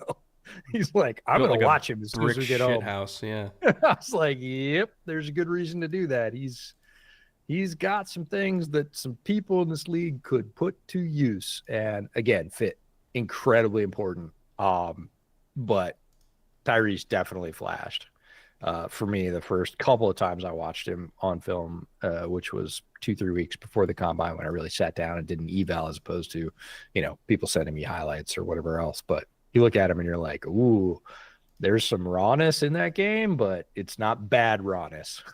Like, it's rawness that just needs to kind of be harnessed. Oh, okay. Brock gets away with his ill-advised throw of the night. But yeah, his stop rate on defense, I just looked it up, is like close to 15%. That is gnarly, right? I get it, smaller sample size in terms of snaps because he didn't play for a lot of the year. But when he's on the field, like a 15% stop rate, pretty darn good. But you think about all the guys that worked out for the Ravens that weren't highly drafted, big names. A lot of people, they were kind of like a who? Yeah. Right? When Tyus Bowser got drafted, not many people were like, "Oh, they got Tyus Bowser." And then Tyus Bowser becomes a force for the Ravens. Ooh. Every single ball down the sideline has been left too far inside. He's just not getting it where he wants it to be. Seem like he's got the same gas. He does not have the same snap on the ball tonight. And maybe it's because he can't grip it. I'm not sure. Maybe his arm got dinged. Maybe it's just tired late in the season. I'm not sure, but we certainly have seen Brock Purdy throw with more gas through most of his career. And tonight, yeah, I'll go with the third one. That's the third one I've seen that's just kind of come off his hand. And you're like, I'm not sure that's going as far as he needs it to or wants it to, maybe. Because he's not purposefully, let's be clear, leaving that ball inside and short. Yeah. It's not that's the worst place to leave of the three that we've seen. It's the worst place to leave those passes, and that's where it's ending up, and they've all been incomplete because of it. So it's not a stylistic choice. I couldn't remember if it was UTEP or if it was Sam Houston. For Tyrese Knight, it was UTEP. That was bothering me. I was like, I remember it was a small Texas school, and I can't remember which one. Yeah. But I remember he was like 6'2", 240, and we were like, ooh, he's big. Yeah. Mine is always confusing UTEP and UTSA. Oh yeah. So El Paso and San Antonio. It's like And Miners or I've been Roadrunners. Ugh.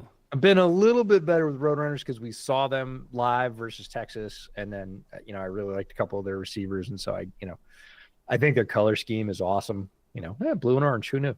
But no, logo's great, and then but I'll occasionally, I'm guilty of occasionally calling a UTEP player a UTSA player. It happens. No timeout. They have 2 timeouts.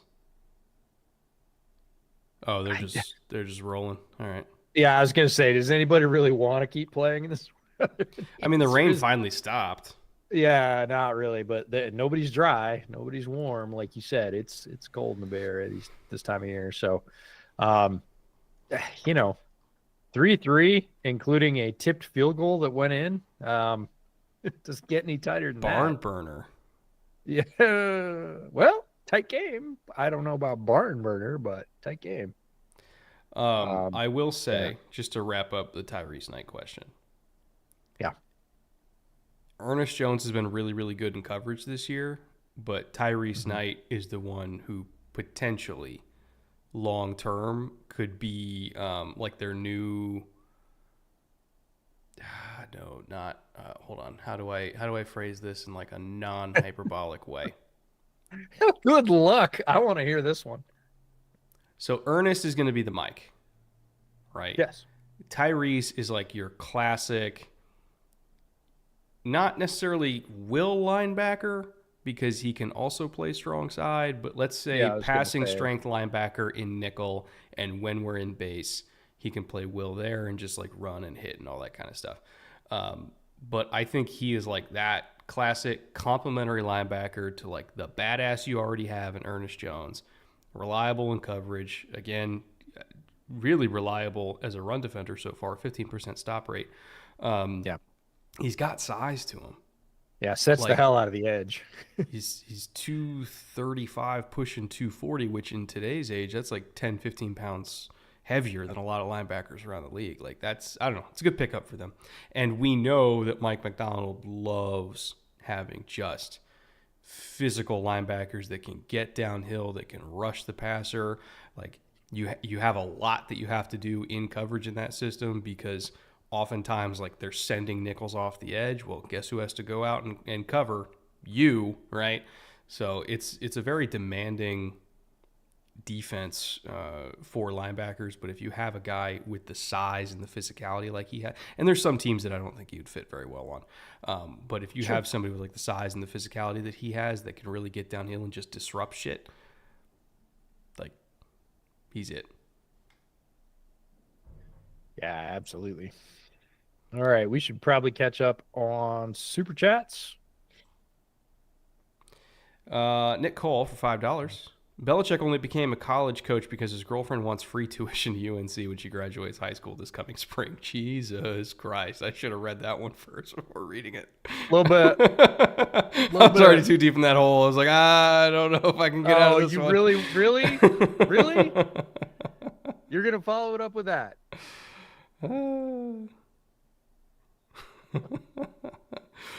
Ages for $5 for halftime. It's F1 rapid fire. Thoughts on A, Cadillac joins in 26, McLaren constructors win, Carlos to Williams, and Newey to AM. Sorry, EJ. Look, it happens. The McLaren Constructors Championship was a lot of fun. I don't want to say it came out of nowhere. It never comes out of nowhere, but it was surprising and honestly a fun result. Cadillac has had, some really cool designs in other series, and it makes me excited, because F1 is fuck the budget. That's what F1 stands for. So, give them unlimited resources and see how far they can go. I think it'll be a lot of fun.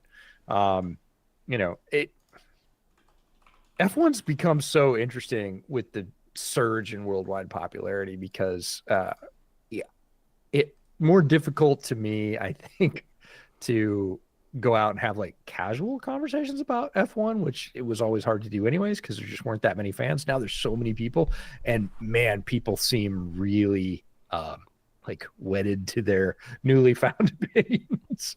And you get some pretty intense conversations about F1. Like, so when did you start watching? And they're like 3 years ago. And you're like, tracks. Cool. Okay. I'm excited about Cadillac because low-key, they've got some really, really good engineering talent there. And I know that because they built the Blackwing. And the Blackwing is fucking sick. So, So the Blackwing is really sick by itself. Have you seen the Hennessy Blackwing? no? Hold on. Oh, yes. Hennessy Sorry. Blackwing. That just sounds sexual. Hold on. Oh, it's completely erotic if you're into automotive stuff. Like, yeah. Oh, hold on. Brett's going to need a minute. He'll be in his bunk. Where's the... I'm trying to find a picture that I could throw up here. Because Google Images is unreliable. Yeah. No, yeah. There we go. All right. The sound that thing makes is ridiculous. Oh, unreal. And that's the thing is, like, I don't want to call it a sleeper because it doesn't look like a sleeper, but it's one of those where it's like, if you're driving on the freeway, a lot of people would not know what that is. No. But, like, a real car nut would be like, oh, he's got a Blackwing. I want it. I want it so bad. And then they realize that it's got freaking 400 more horsepower than a stock Blackwing.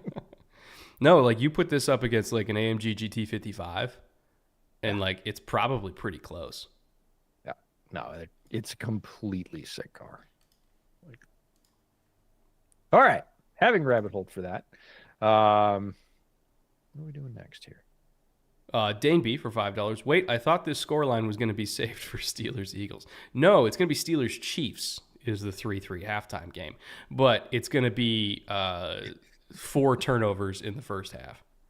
Yeah, and the scriptwriters wanted to take a week off, so they just like slotted it up a week. They already had it slated for that game, and they're like, "Nah, we got something for this. We'll just slide it in there." It's going to be 4-4 with 2 safeties each. That sounds on brand. Now that I'm down for. That would be hilarious. They are showing Kobe highlights though, and man, that young man had himself a half, no doubt about it. Cadillac is going to have engines for 2028. So whose engine are they using in 26? I don't know. I haven't kept up. I'm sure chat will know. Yeah, chat, tell me. Yeah. Is it one of those where it's like we're doing a rent-a-car type thing for a couple of years while they build one out, or what's the plan? This is again a reminder. Whenever I need to know deep end technical details of F1 these days, I just turn to Mark Schofield because he's covering it full time, and I'm like, Mark, I'm not paying attention. Tell me what I need to know about this because I want to know, and I don't have time to look it up. Oh, they're using the Ferrari engine for 26 and 27. Plus, I just love talking to Mark. Anyways, he's one of my favorite people. So. Does this mean we're going to get to see a team, use a Ferrari engine, but without Ferrari strategy behind it? That'll be great. You mean actually finish? Maybe. Actually having strategy? That'd be cool. Yeah. Ferrari engine's on a deal that Mario Andretti brokered. That's cool. That's cool. For sure. Drive to Survive is going to be sick. I really want to go to the Miami Grand Prix, by the way. Texas is probably way too expensive because there's always a Georgia game that same weekend, and it's terrible. But the Miami Grand Prix, but you have a place to stay. I do, but like just the flights to get into Austin were like $900. Well, you might have to go a day earlier and just eat some Styles Switch and chill out.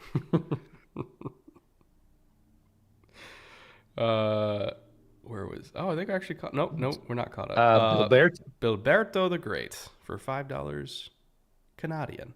Hey guys, had a fantasy question. I have Love, Jameis, and Bryce on a scale of 1 to Dan Campbell 4th down. How ballsy would it be to start Bryce? Hold on, I need to see their matchups. Yeah, for sure. Because I can't remember who's playing what. All right, I'm gonna take this opportunity while the halftime show is talking about all the things they're talking about. And Richard Sherman got caught pulling his phone out. That was fun. But I'm going to go refresh my beverage. And then maybe, if I've got a minute when I get back, we can do the where you're watching from. But hold that thought for now. Bryce versus Cowboys, Jameis versus Chiefs, and Jordan Love versus Seahawks. I don't hate Bryce for that, right? Because Love has to deal with one of the best defenses in the NFL over the last 6 weeks, right? Jameis has to deal with the Chiefs. Although the Chiefs' defense has been rather vulnerable, they don't have a great edge rush rotation other than when they put Chris Jones at edge. And I know they have Karlaftis, but he's just been fine. He hasn't been great. Chris Jones is their best edge rusher and their best interior rusher. So their overall pass rush, not super great. They don't have a good number 2 corner or even a startable number 2 corner. It's like Trent McDuffie and Chris Jones versus the world out there. And Spags is scheming his ass off. But again, overall, this defense is not as good as it was last year. And Jameis is just going to throw and throw and throw. So out of those 3 options, I think I might drop my earbud. I think I might actually go Jameis against KC. How about that? I mean, he's not going to throw for like 500 yards again, but he'll probably at least be productive. And then we got Echo for $20. Thank you, Echo. Appreciate you. I know you guys aren't into full draft yet, but I'm just saying you should check out Chase Roberts, wide receiver from BYU. He's coming out as a junior, and he's got good size and some really good routes at 6'4", in good hands. Okay. I have 40 receivers to get through. I can't remember if he's on my list, but I think Hawkeyes is in here. So Hawkeyes, make sure I watch Chase Roberts, which I'm sure I would have at some point, right? Because he's a 6'4" BYU guy. There's always a couple of those. Have you watched Chase Roberts, EJ, by chance? BYU receiver? Have I done my study of him? No. Have I seen him? Yes. It's a freaking moose. There you go. No, again, I have not watched one lick of him, but I will, and Hawkeyes will make sure that I do. And Hawkeyes will make sure that I do. Jacob Brandy's for $5. What are y'all's opinions on Trevon Wallace so far this year? I'll be honest, I haven't got to watch a whole lot of them. Have you? I haven't focused on him, but he's made some really nice plays, specifically over the past 3 weeks. So it's kind of one of those when we go back, either at the end of the year or really for summer series is when we'll be able to concentrate on it and kind of go, hey, what worked down the stretch? That's always interesting for teams, is really what worked in the back half, and is it setting them up for next year, or are they in a big transition year? What can they carry over as a strength, or who started to develop as a young player? Trevon Wallace would fit in that category, so we'd go back and kind of watch, younger players and see what their opportunities were and whether they came on at the end or, just really had a rookie season where that didn't happen. And Wallace is kind of slipping over into that category of me of I have a feeling when I go back and watch the back half of the season, which a lot of people might not be watching right now. Just based off some of the plays I've seen as highlights over the past 3 weeks, I'm like, that's starting to work a little bit. And again, highlights won't tell you the whole story, so you got to go back and watch the film. Moose with great hands sounds terrifying. Yeah, I did too with that UCLA tight end. That didn't work out for me. Yeah. Which I don't know if anybody picked him up, did they? I thought I saw him get signed, but it took a second, which I was really surprised by. Did you see that Mr. Michaels re-upped? Which Michaels? Al Michaels? Really? Yeah. I was waiting for that. I was waiting for that to land. Sorry, but... yeah, I was waiting for that to land. Wait, what? Honestly, is that true? Yeah, it is. It's true. All right. Since we have just a second left, teams are running back onto the field. Now's the time, chat. Go ahead and type in where you're watching from tonight. Slightly smaller audience than usual, but not surprising given the fact that it is rainy, late season NFC West game, and it's 3-3 at halftime. People are prioritizing their lives over this one, but we appreciate all 500 of you that are hanging out with us to have a good time on a Thursday night, even if the football is not that good. All right, Liverpool, Adelaide, Commonwealth is well represented. Snowy Buffalo, New York, Vermont. Where in Vermont? Vallejo, California, Connecticut. Oh, Sonoma. I'm so jealous. Sonoma, there you go. Brooklyn, Bismarck, Madison. There you go. Brooklyn, Bismarck, and Madison. Ann Arbor. Oh, full you of go. felons. Old Iowa City, Erie, Pennsylvania. As always, outside of Brett's house. Freaking get the Hellcat muffled. We don't want to hear it anymore. EJ's kitchen. It was cool seeing you. I did Newport run through there. Beach. Let's go. Burlington. My neck of the Oh, woods. no kidding. I have relatives in Burlington. I have an aunt in Burlington. Suburb of Atlanta. Which suburb specifically? Yeah, there's a few. There's a couple that I really want to live in. Specifically up around the lake. I wouldn't go in the lake, but I would be around it. Yeah, it's a scary lake. Birmingham, Spokane. nice. Rochester, love it. Gainesville, Florida, DJ Lagway Mecca. DJ Lagway. DJ is a lot of fun. Oh, he's insane. Okay, Jacob says your mom's house, but all right, which one? Come on, you got to be specific. If you're going to say your mom's house, you got to pick one. Bedford, Mass. Charlotte, Yeah. Sioux Falls. Ooh, Wenatchee, look at that. Rancho Cucamonga, not far from you. Did you see Carson Palmer took the head coaching job at Santa Margarita, by the way? Why would I have seen that? Why wouldn't you have seen it? Why Isn't would it I your have job to follow football, EJ? Well, yeah, but we get to the high school level and I get overwhelmed really quickly because there's a lot. Like, case in point, Emeka Ibuka played his high school ball like 15 miles from my house. No idea. But what's follow interesting high school about football. it is, so his brother Jordan is obviously a QB guru in the area. Yep. And now Carson's going to be back home. Yeah, for sure. Medellin, Colombia. Let's go. Nice. Minneapolis, but Laramie, Wyoming. -7 outside. Jesus.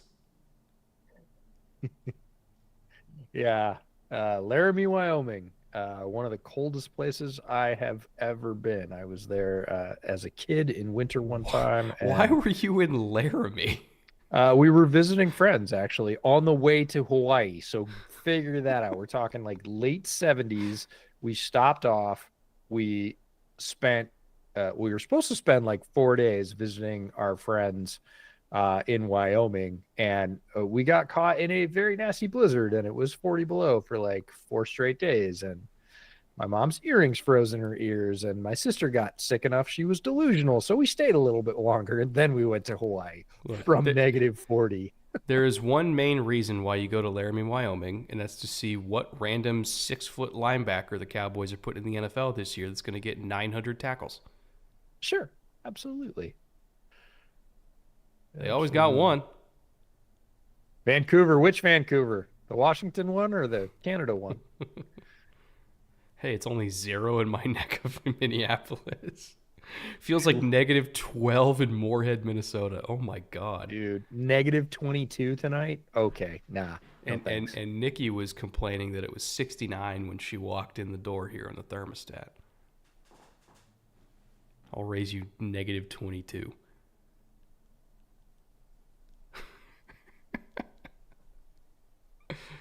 The Canada one. The Canada Vancouver. Oh, there you go. I will pay for EJ lore. Got a brisk Well, 55 in Tampa. my grandparents lived in Hawaii, so we went every other year for Christmas. And so in those days, like you stopped somewhere. Usually we'd stop in Seattle because my great grandmother lived in Seattle, so we would stop and see her and then catch a flight the next day to Hawaii or whatever. But you always change planes somewhere. There was no like jump on a flight in New York and fly to Hawaii in the late 70s. It didn't work that way. By the way, chat, you guys want an elite piece of EJ lore? Ooh, I'm interested. His grandfather designed the Capitol building of Hawaii. That's true. State capital, 100%. Hence why That is he was an elite always there piece. when he was growing up. Yeah, no, that is an elite piece of EJ lore, 100%. Also, for folks in Seattle, I know we always have some Seattle folks in the chat. Canlis, the restaurant that overlooks the bridge and basically Lake Union. He, as a very young architect, just coming out of college, he was on the team that helped design Canlis as well. So. All right, Isaac. It's time for you to get your random 45-yard run. Yeah, I was going to say second half is the time that was going to happen. Looks like, the monsoon has stopped a little bit. Footing might get a little bit better. And like we said, he's one of those backs that needs those opportunities. Boy, Bro, these quarterbacks, man, it's hard out here. And these are two of the more accurate quarterbacks in the NFL. We're not talking about, career backups that are starting because their leaders are injured here. Stafford and Purdy weekly throw tons of darts, and both of them are off the mark because it's cold and wet. It's hard to grip that football.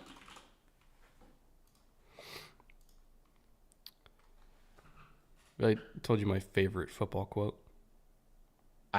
Maybe. Three things can happen when you throw the ball, and two of them are bad. Yes. Yes. Nice catch. Nice catch by Kittle.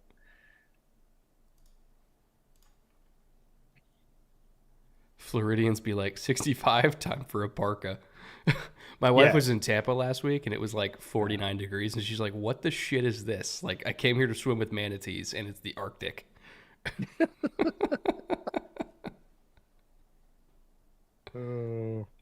One of my favorite things about Kittle is he looks like every pass that he catches is a highlight in the Super Bowl. Oh, it looks like the most difficult thing ever. He's going to run as hard as he can on a 4-yard out every single time. He is going to block as hard as he can every single time. He's just one of those guys that is going to give that effort 100% of the time, or he's not going to be out there. That's all there is to it. I feel very much when he walks away, it won't be because of diminishing physical skills. He'll just be like, nope, can't do it the way I want to do it anymore. I'm done. And be perfectly happy with that. I'm going to miss the NFL without Kittle, though. 100%. I am not advocating early Kittle retirement. I hope it's 10 years from now, and I realize he's been playing for a while. But love George Kittle as a player. There's just so few tight ends like him. No, yeah, very, very few. And again, it's some of these players end up on the 49ers, and Purdy's one and Kittle's another where we thought they were limited in one way or another. It's funny that it's Iowa and Iowa State, but we thought they were limited coming out of college. We knew that Kittle was a great athlete. We knew he was a great blocker. We knew his dad was a great blocker. We did not know he was a great receiver because he just didn't have those opportunities. He comes out and turns out, oh my God, not only can he catch, but he's a serious threat after the catch as well. Purdy, same thing. We did not think Purdy was very much. He makes a mechanical change basically after he finishes playing college, but yet before he really gets into camp for the 49ers, he takes 6 weeks and completely redoes something he's been doing since he was 6 years old. And all of a sudden he's one of the top 15 quarterbacks in the NFL. And you're like, what? That I chalk that up to the scouting process, and 49ers have found a bunch of, it's not just them, but and it's not only the 49ers either. Other teams definitely find diamonds in the rough, but it just seems like the 49ers diamonds might be a little bit shinier than the other teams. You're finding, guys that have all sorts of potential. Debo. Ooh, Debo. Hello. That's brutal. He had him. The not struggling tweet from earlier that he has since erased. What not somebody struggling said, tweet? Debo put out an answer. It's the 49ers offense, struggling, and Debo in particular. And he's not struggling, just not getting the opportunities. And then there was the most savage reader context reply to that, which said, dude, he's leading the team in drops. He's struggling. And I was like, ouch. Yeah. That is the most dead-eye reader community content update ever, and certainly doesn't help. Anyways, deleted the tweet. And look, he's frustrated. He's a wide receiver. He's not having the production he wants to have. Well, and because he knew as soon as Ayuk got paid, this was his last year there. He knew it. Yeah. And to have a drop like that, look, there's no excuse. That ball hits you right where you need to catch it. It is wet and slippery and whatever. You're getting paid a ton of money. You got to make that catch. He knows it. And, this week of all weeks when he's like, I'm not struggling. Literally the reader context added is leading the team in drops. He's struggling. doesn't help. That's just tough timing. Dame B for $5. Also, just wanted to say I'm excited for my University of Delaware Fighting Blue Hens to enter their first year in the FBS. Not expecting much, but still happy. I did not know that they're moving up to The FBS. Delaware was getting the kick up. How about that? What conference? Is it the Mid-Atlantic? American, not Colonial. They don't call it Colonial anymore. Oh, they're joining Conference USA. There you go. CUSA. Let's go. That's a big jump. Hence the not expecting much. And I think that's probably a good take for the first year is limited expectations, but yeah, you're going to learn some things. Well, it's kind of like how Mercer didn't exist not too long ago, and now they're in the FCS playoffs, Wow. winning. That might be the saddest underdog entry you've put together in some time. Yeah, I should have just gone all unders when I looked at the weather report. I got too carried away with the Rams-Bills game from last week. Yeah. Thinking, Stafford's back. And you could just stop with I got too carried away. It would cover a lot of scouting reports. Max Daniel for $10. Thank you, Max. Appreciate you. Thoughts on the Vikings potentially signing Sam Darnold? As a Vikes fan, I'd be disappointed if we signed him long term. I don't want to waste the window we have to build a monster roster around JJ. I have an answer because we might have different answers. We just had Arif Hassan on Bear Air this week because Bears are playing the Vikings, and this was the question I asked him. I basically said, hey, this is going to be the question that dominates the offseason. You as a Vikings, insider, somebody close to the team, what is your opinion about whether to Sam Darnold or not to Sam Darnold? And Arif said, I don't think we're probably going to sign him. I think he will get signed, but I think they're incredibly high on J.J. McCarthy, which they are. We know that. He knows that. He's slightly ahead of schedule from his cleanup surgery, and I think they're going to give him that opportunity. So if you, submitting a super chatter I'm worried we might, waste that opportunity by signing Sam Darnold. Currently, he doesn't think that's going to happen. He did, and this is a completely fair caveat. If they win 2 playoff games, that calculus probably changes. Well, if they win 2 playoff games, all of a sudden it's we franchise tag you and somebody gives us a 1. And we'll only do the deal if you want to go there too. But right at that point, it's okay, do we want to get a 3rd round comp pick for a 1st rounder? Right? That's yeah. And I think Sam would understand that. They want to do right by Sam because he's earned that. But it would be dumb of them to just not take a 1st round pick opportunity. Yeah. Right. Because if they make a run of the NFC Championship game and he plays well, they're getting a 1st round pick. Sam Bradford went for a 1st round pick. Yeah. Carson Wentz, after he was already cooked, went for a conditional 1st.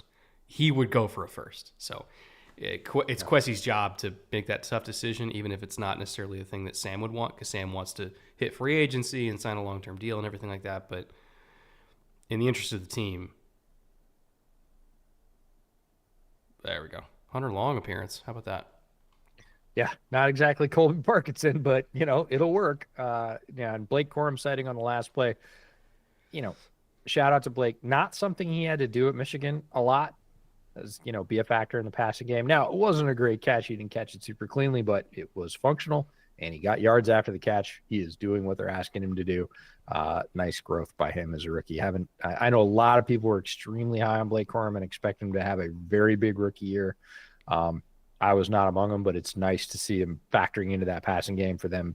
Stafford is trusting him, letting that thing go. Sometimes when you see quarterbacks throw that route, they're like, oh, geez, do I have to? Do I have to throw it at him? Doesn't look like that at all. He's got full confidence throwing it to Blake. He's done it 2 times in the last 3 plays. They're getting yards out of it, so it's working out for Blake. And again, more of a wasn't asked to do it doesn't mean he can't do it. Yeah, there's some running backs that you throw it out there, and it's this is like a 50-50 shot they're going to catch this one, so we'll see. I'll make sure it's going forward. Oh, Matt. Again. Ah! Just been crazy off target tonight. That's Okay, like 5 or 6 that he's really missed. In his defense, he was targeting Colby Parkinson.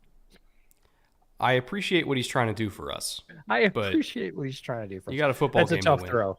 Yeah, no, it's not a great throw from a football perspective. He's pretty tightly covered. I mean, if you're going to do it back shoulder. Yeah. Because, like, you got a nickel playing sail technique literally staring at you the entire time. Yeah, and you're in between 3 defenders when that ball gets popped up, which is not great. Worked out for him that time. Typically is not going to work out the way he'd like. Yeah. RM Lightning for $5. Controversial take from a Niners fan that I've had for 2 years. Jennings is more important to the Niners than Debo, parentheses, and Ayuk. More important than Debo, yes. More important than Ayuk, I'm not sure I'd agree with that part.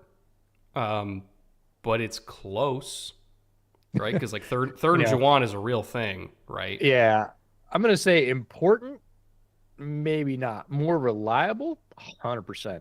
But I think that's why he's important, is because he's reliable. I understand, but it's Debo just dropped a house call on third down. Yeah, high highs, low lows, as opposed to Jauan, who is you can count on him. Oh boy. Puka took that one like a champ, but good God. Yeah. He's not afraid of it either, but again, kind of like the hit Stafford took earlier in the game, I'm like, yes, please, less of those. Like, he knew he was going to get it. He was leading him into contact. Again, football game to win, trying to get the first down. The replay is brutal. Brett, the Illuminate are live in Helldivers 2 right now. I did not realize they were introducing the Illuminate. I haven't checked in on Helldivers in a couple months, full disclosure, so that's probably on me. I remember they were teasing it in like summer. Are they OP? That's what I want to know. Are they OP? That's all I want to know. Tag and trade Darnold to the Rams. Oh, spicy. Oh, spicy. But they would only do it if Stafford's going to retire, and I don't think he will. Right. Again, Stafford's arm talent has not failed him yet. I've been saying for 4 years, like, oh man, all the injuries are going to catch up with Stafford. Here he is, like, taking big shots, getting his head folded sideways, running a tough quarterback sneak up the middle. Like, Stafford shows zero signs of slowing down against all odds, which is crazy.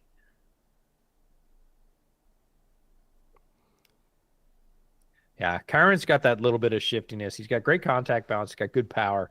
He's got that low center of gravity. He's got that little more bit of shiftiness to slip off tackles and pick up those extra yards that you don't really see out of Blake Corum. Blake Corum, again, has all that stuff. He's tough. He's powerful, low center of gravity, keeps his cleats in the ground, but he doesn't have that little half step to basically take on half a defender, slide off, and keep going. Ben says, Colby's like Samson from the Bible. As soon as he cut his hair, all his ability went away. That's great. There would be people that argued that it left when he went to the Rams, but that's other people.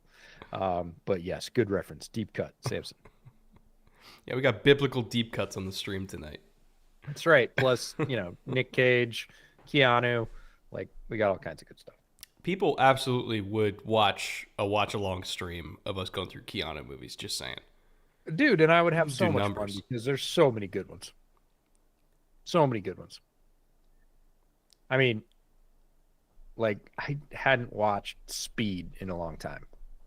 Good movie. Oh, classic. But I just hadn't watched it. It hadn't come up in the rotation. I'd watched Point Break a couple times. Since then, I actually went back and watched the first Matrix because my son had never seen it. And I was like, crime, parenting crime. Need to fix it. So the great part was I just like sprung it on him like on random Wednesday. I didn't like build up. He's like, you want to watch something? I was like, yeah, it's like 7:00. We can get one in. Like, all right, I'm going to show you a movie. I played him the Matrix.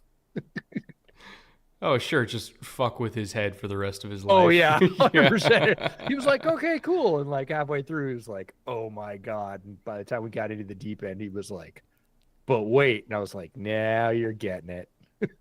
By the way, that screen that screen they just ran to Puka, they stole from Grubb. He's been running that with JSN all year.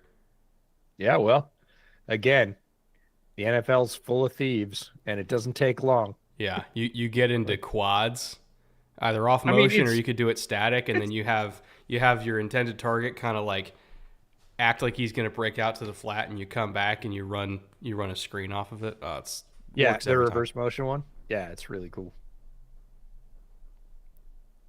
Could have shown him Casino or Goodfellas. Oh God, Casino would have really messed him up. No, I haven't shown him either of those. I don't think we haven't done a whole lot of like gangster movies yet. Gone in 60 Seconds. No, we've not for the most part largely dipped into the Nick Cage catalog. We did do The Rock last year. Speaking of classics, and Nick Cage. It's a good one. Yep. Got to do Gone in 60 Seconds though. Like that's eventually, sure. That's top 5 Nick Cage movies right there. Right, but he's not much of a car guy, so we'll see. I would show that to my daughter. Is he a prime Angelina Jolie guy? Because I don't know. We'll find out. That's worth watching. Pretty easy to figure that out. Lord of War. Oh, Lord of War is Lord of War is great. I'm a sucker for that Lord movie. of War is probably actually more likely, given his tastes, sooner than probably either of the others we've mentioned, or we're just talking about Nick Cage films. But no, Lord of War is great. One of my all-time favorite lines. You're probably not here.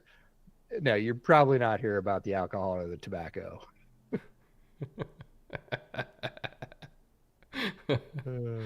They said any Bond movies. Have either of your kids seen any Bond movies at all? Yeah, more of the recent ones. I ran them through some of the classics. They lost interest. If you haven't watched the 60s era's Bond movies, some of that stuff doesn't hold up a lot. I love it, but I'm like, oh yeah. Dude, it's like 60s, 50s, and 60s Batman. Boy, oh yeah, that shit 100%. aged rough. 100%. It's like leaving out cheese in the desert, man. Like it's not a good shelf life. You know what caught me completely off, because I hadn't watched it in probably 20 years, and I loved it as a kid because I watched it as a kid. And then I was like, oh yeah, I'll go back and watch that. I haven't watched that in a long time. Cannonball Run. I haven't seen that in forever. Oh, buddy. Like, talking about aging poorly. Yeah. Like, the whole thing. I was like, it's a car movie. I rewatched it. I was like, not a car movie. Like, ouch. You know, it's like right on the line where it's like you can it holds up now. We'll see where we're at in like 5 years. Rush Hour. Yes. Well, sure. Put a pin in it. Yeah. For now, it's cool. It's cool. 2032 watching Rush Hour. I don't know. It's tenuous. Maybe not. Also, I have a hot take speaking of Bond movies. Yes. And I've seen 70% of them. Casino Royale. What? Casino Royale is the best Bond movie ever made. No. Wait. I'm going to go back to I've seen 70% of them. Yeah. What? What am I supposed to have seen 100%? Yes. Again, some of those 60s ones do not hold up well. I'm not saying they hold up, but come on, you don't have a completionist vibe in you, just the video gamer in you? Like, oh, I've seen 70%. There's like I'll leave 30 of them. Dude, you went to film school. Come on, man. It's one of the most successful film franchises of all time. And you're like, I saw, like 3/4 of them, not quite. You're not disproving my point, though. That of what? That Casino Royale is the best Bond movie. Oh, I don't necessarily disagree with that. It was fantastic in terms of like a reboot, which they've done multiple times throughout the Bond series, obviously. It was a bolt out of the blue. It was a much needed refresh in a great way. JJP says, I've never seen a James Bond movie. Okay. Like, that's Start cool. with Casino Royale. I know people that haven't seen a Star Wars movie. Like, I get it. Like, it happens. Sometimes Brett is a film school poser confirmed. If it makes you feel better, I watched every single Godzilla movie ever as part of film school. So does that count? As part of did you see Year One? I have not actually seen that one yet because I wanted to wait for it to hit streaming. Yeah, get there. I've heard it's amazing. Get there. Yeah. And they made it for what, like 5% of the budget of Kong Godzilla? Yeah, 100%. Have you seen The Room? Underrated. Buddy, when I was back in film school, the thing to do for The Room was every single month they would have a midnight showing up in Westwood, and Tommy Wiseau would show up every single time and do a Q&A. I have multiple pictures with Tommy Wiseau because he would go to this Room showing every single month. Oh, no. Did he make it? No, he didn't. No, he did not, and I think The Give would have fairly easily. That's always the rugged one, is like, oh, look, it's an RPO. Or this is an RRO in this case. And it's like, yeah, but the other R would have been the better R. And you got the flag. whole. Yeah, buddy. Bo Allen. Curtis says, did you throw spoons? Yes, we threw spoons. We shouted, go, go, go. Like the whole thing. Like that was the film school kid thing to do, was to go see The Room. It was your version of the Rocky Horror Picture Show. 100% yes. Okay. 100% yes. Although Rocky Horror, way better music. And yes, like young Susan Sarandon and Meatloaf. Way better film. Let's just be honest. Way better film. Astonishingly better film. Yes. Astonishingly better. Great adjective. I'm down. Oh. All right. Rams trying to end up with the game's first touchdown here.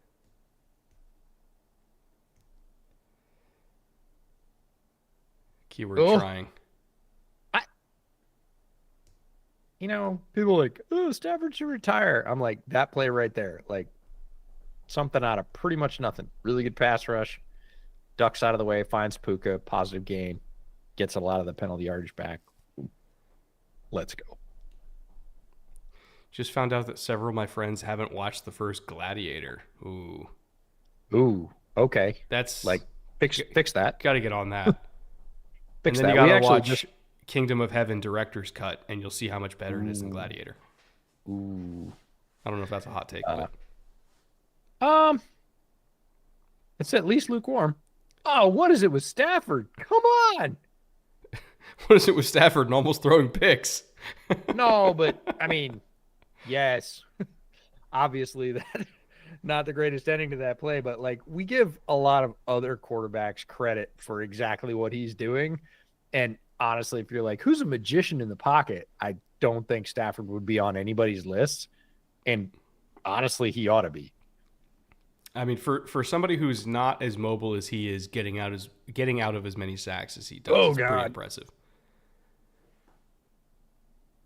That is Bosa understanding how to draw a call right there. I will give up the side of my neck and then throw my arms up before I hit the ground. You kind of have to call it, ref. Points are overrated anyway. I think the Rams kind of blew their load last week.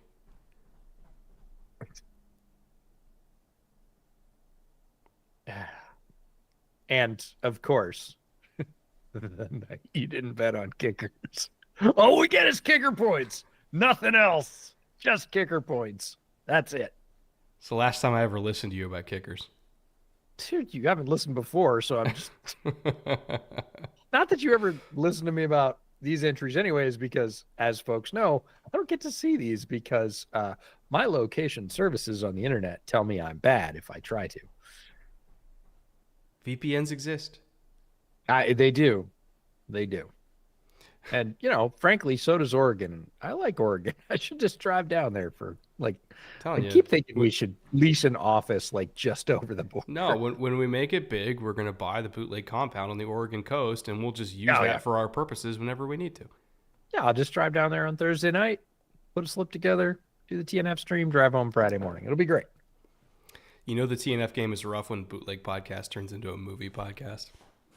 We're trying to keep the viewer engaged here.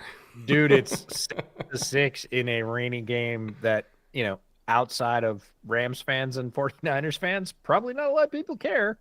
I think they're probably certainly not watching this game after the first half, certainly. So there you go.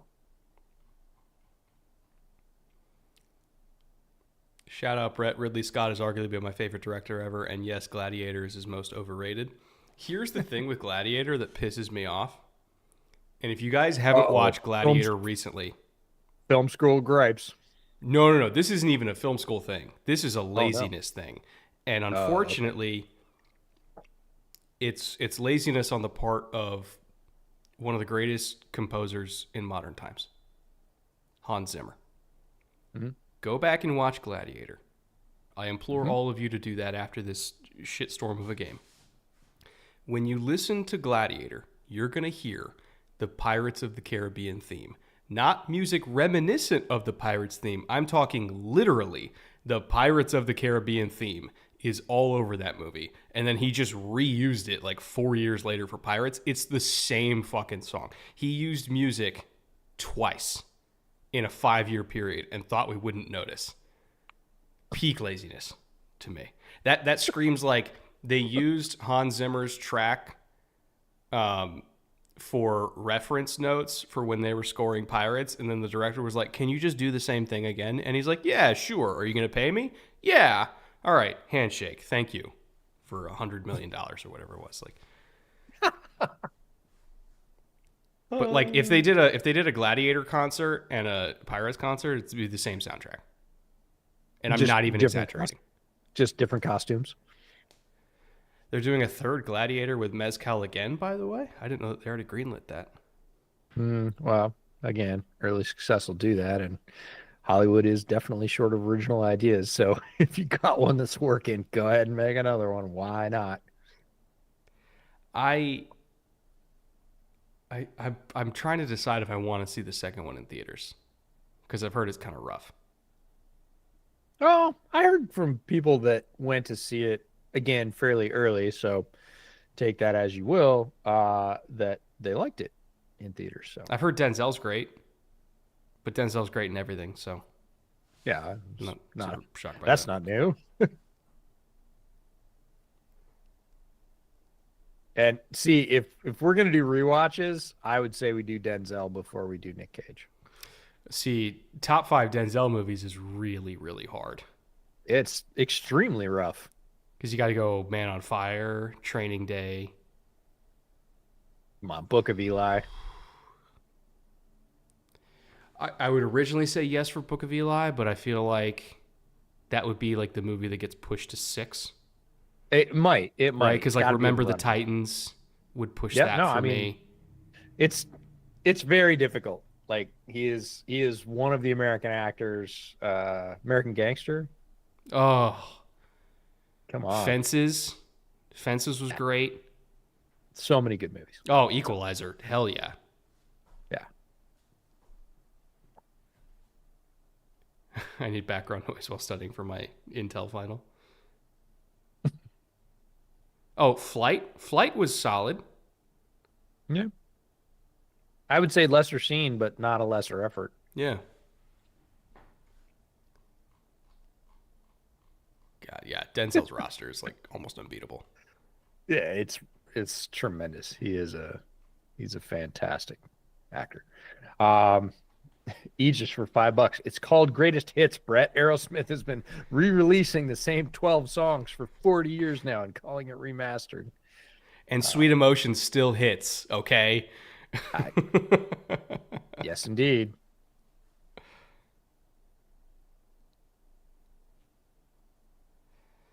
All right. It would be so Isaac Garendo to not pop a 45-yard run, but pop a 45-yard catch. Got to get the ball past the line of scrimmage if it's going to happen. 2nd and 20. Okay, what do you got in the playbook? See, Debo Shanahan, drop. I feel like I was going to say, Shanahan is probably one of the few coaches that I'd be like, he actually probably does have a pretty good page for 2nd and 20. 4 verts, baby. Ish. Yeah, I didn't run it that way though. I like the concept. The spacing was cool. As a Bears fan, I can appreciate actual spacing in the passing game. Oh, he wants it. He took Oh. it. Oh. You could have caught that. Am I wrong? With context, that comment is hilarious. Show me the replay. Show me the replay of it bouncing off his hands. No. I just, with your context with Ayuk, that is objective. Fine. Jauan Jennings would have caught it. Yeah, it's not untrue. I just think it's Jackie fun. Man. Oh my God! It went right through his hands. Oh my God. Jesus. Good defense by Kinchins as well. Like, he was right there. Oh, here you go. Let's be honest. The air molecules around Debo got that PBU. It wasn't Kinchins' play. Tough catch because you had a defender in your face, but great throw by Purdy. We've been on a little bit for some of his throws earlier in the game. That throw wasn't short anything. That's right where it needed to be, that far down the field. Yeah. Over the second layer, inside the third layer. Like, it's a really nice throw. I got it. Do I have to call him Megapun? Do I still have to call him Megapun? Is that his name? His nickname? Megapun? Pat O'Donnell. That was his nickname when he was in Chicago. That's a real risky one, right? That could be messed up pretty easily. Yeah. No, so 100%. I fully understand this. Like, I'm pretty sure like you could accidentally Google the wrong thing on that one. That'll take you to a very different corner of the internet. You want to know my greatest wrong Google story of all time? All right, if you're under 12 years old in the chat, earmuffs. No, it's okay. This is it's just funny. You could imagine the images, which were not that funny, but it's just funny.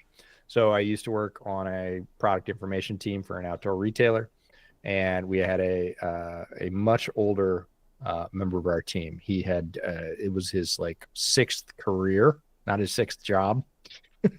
He'd worked for Boeing for a long time, quit, ran a bar, went back, was a teacher for like another 8 or 10 years, and then ended up doing this. So he was in his 70s and great guy, but wasn't necessarily that keenly bit internet savvy that you need to be.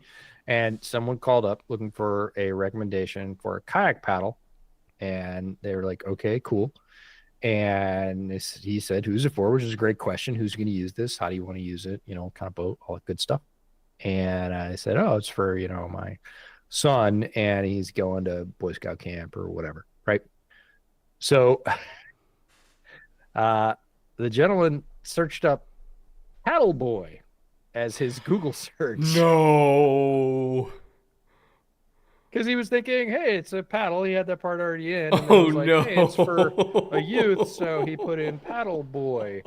And we turned around, and the FBI showed up immediately. Incredibly flustered. He was like, oh. We were like, what? So we all turned around. We're like, holy cow. All right, then. What'd you do? Like, I typed in Paddle Boys. Like, I had to do it. You start hearing the sirens coming from down the block. Like, oh, sorry. That's 5 to life right there. Oh, yeah. The reaction was priceless. Really, really good. Oh, my Lord. Yeah. I respect the innocence, though. Yeah. And I'll tell you what, the good news is it didn't automatically populate when he tried typing it in, so it's great. It's great. That's safe. That's a win. I don't know about safe, but that's a plus.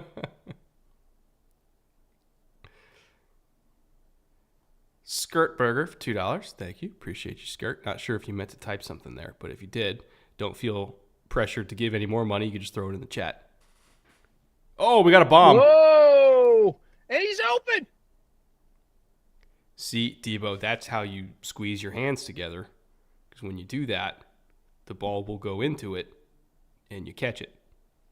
I got to say, I am extremely glad the monsoon ended because the football has somewhat normalized since it stopped absolutely pissing down rain.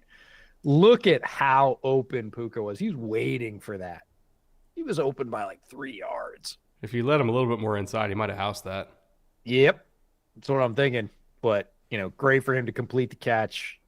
Stafford absolutely gunned that thing. It was not underthrown. We saw a lot of balls in the first half underthrown. That's a big chunk, and it puts him on the doorstep. Kyren Williams running hard. I'm not going to say anything because then people will accuse me of jinxing it. So I'm just not going to say anything. I'm pretty sure that catch doubled Stafford's passing yardage for the night. I wouldn't be surprised at all. Like, not even a little bit.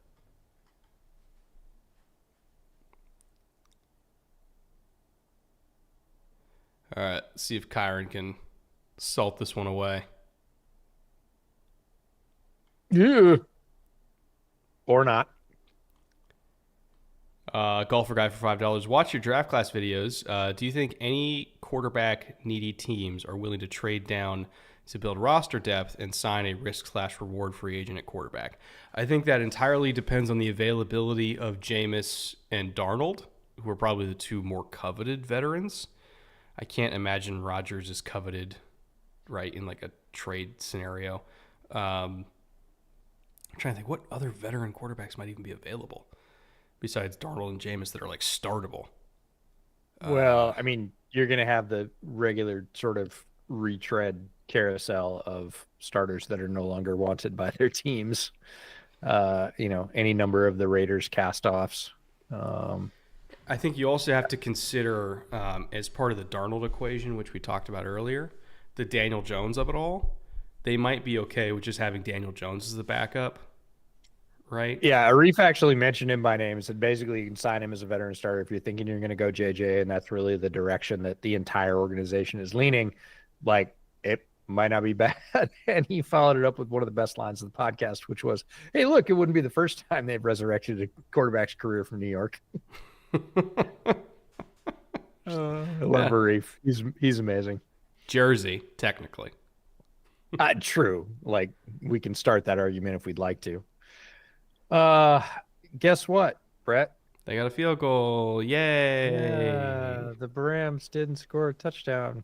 I didn't say anything about it, so that's not technically a jinx. I did think about it, so I guess it sort of counts, but okay. I need to grab more alcohol. Goal. Yeah, you do, because it's field goal city at this point, and it's not pretty. Somebody can give me a GNR remix of Paradise City that's field goal city. I would appreciate that. All right. Super chats while we are on ad. Mark Kreutzer, good to see you, Mark. Help settle a Madden franchise dispute. Say the Jets sign DJ Reed, age 28, to a 3-year, $41 million extension. What is the fair return in terms of draft capital? Ooh, DJ Reed playing extremely well this year. Again, not yet 30, so prime of his career. 3 years, $41 million. Okay. Gotta be a high third at minimum, low second. High third I think would probably be considered fair, especially depending on need. The needier the team, the more they might be willing to pay. But I don't think they're going to sweeten the deal to a second no matter what. Oh, what do you have? Avalara 16. Ooh. A sherry cast finish. Scotch, one of my favorites. Yeah. If we have any Scotch people in the chat, If we you know it and you love it. Now, that can, of course, go both ways. That can be people that like drinking Scotch or people who are Scottish who can also be referred to as Scotch. Well, cheers to you and your people. Technically my people, too. Absolutely. I do descend from the Hume clan, after all, so. Yeah. That's what AI was made for. John Salter, $5. Paid us $5. I appreciate that to tell us. Per the broadcast, that was Stafford's first completion past the sticks tonight. Ugh. Jesus. That is an indication of exactly how this game has gone, considering who you're talking about. Like a lot of quarterbacks, I'd be like, yeah, well, that's pretty typical for them. Third quarter for Stafford, I'm like, yikes. I love how they're just showing a Debo lowlights video. I was gonna say this is just Debo lowlights. It's amazing television. To show. That is rugged. So thanks both to Mark and John for the super chats. We appreciate it. Always good to have you along. And honestly, we have more people. I agreed, only 10 more people, but more people than we did at the midway point of this game. So the true degenerates have joined us, all 10 of them. It's all the Keanu movies that did it. Yeah, right. Somebody was like, hey, they're talking about all-time greatest films. Like, hit it. Which, by the way, I figured out a catalog that beats Denzel. Okay. I mean, there are a few. They're not a ton, but there are a few for sure. Meryl Streep. Sure. I mean, name Hollywood Titan here. They made a lot of great films. Yes, indeed, they did. And I'm sure there might be a couple that even beat Meryl, but God, it's not many. No, I mean, you're talking about people that have been doing it at a high level for a very long time. Just Devil Wears Prada alone. My God. Tremendous film. Come on, Isaac.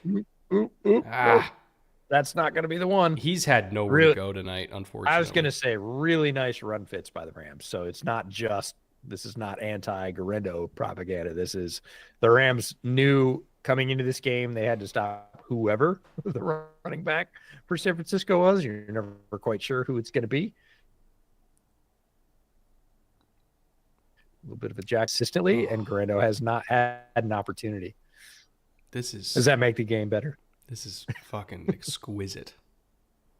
Oh, I forgot to tell you. This is not travel plans. I was out earlier this week, and I got to try. I was looking for the Patron Cristalino. Yeah. And they didn't have it, but they had the Don Julio. And so I was like, I'll try that. Okay, we're late in the year, right? We've got 2 weeks left. Yeah. Easily one of the most intriguing alcohols I have tried this year. And we've had a lot. Hands down. Like, not even close. So for those of you that don't know, Cristalino is tequila, but it is rested or aged tequila. This happened to be rested. That is clear. And I am not sure of the process, but I am fascinated by it because the results. I don't know the science behind it, but it's really good. The results are staggering. Like for people that don't like tequila, try some Cristalino. You might be surprised. It's I don't want to say unrecognizable as tequila, but most of the things you probably don't like about tequila are not present. And some things that you would never associate with tequila are present. And it's fascinating stuff. Oh, look, they threw it to somebody not named Debo, and they caught it. How about that? And, of course, we had the wildebeest with 7 hyenas on his back tackle, which is every throw from George Kittle. What I love about Aberlour is even though it's a sherry cask finish, you taste like you're just eating like chocolate and walnuts and it's it's like mouthful of German Christmas. Yes, it's drinking Christmas. Yes, it's amazing. Nothing wrong with that. All right, Brock, what you got? Wants it all. Left it a little bit too far outside. Short. Yeah, sure. Again, that would have been it for Pearsall. If he just let it inside, he's been way off target. On it. Yeah, he's been way off target down the field. I think it's more than the weather. If the rain had continued, I think we could still blame that. But this has been consistent now. We've seen this on 5, maybe 6 of his pass attempts at this point, and it's really hurting the passing game. Like I think we're talking about a game of inches, but this is what's kept the 49ers from their explosive play component. It's not there. great. It is. There's Isaac. That feels better. But no, I think he twist for the first half. I think he's still hurt because It looks like it. it's just bad. Like if you left more air on that and left it inside, that's a house call, right? Yeah, and there's been I like think 5 of those.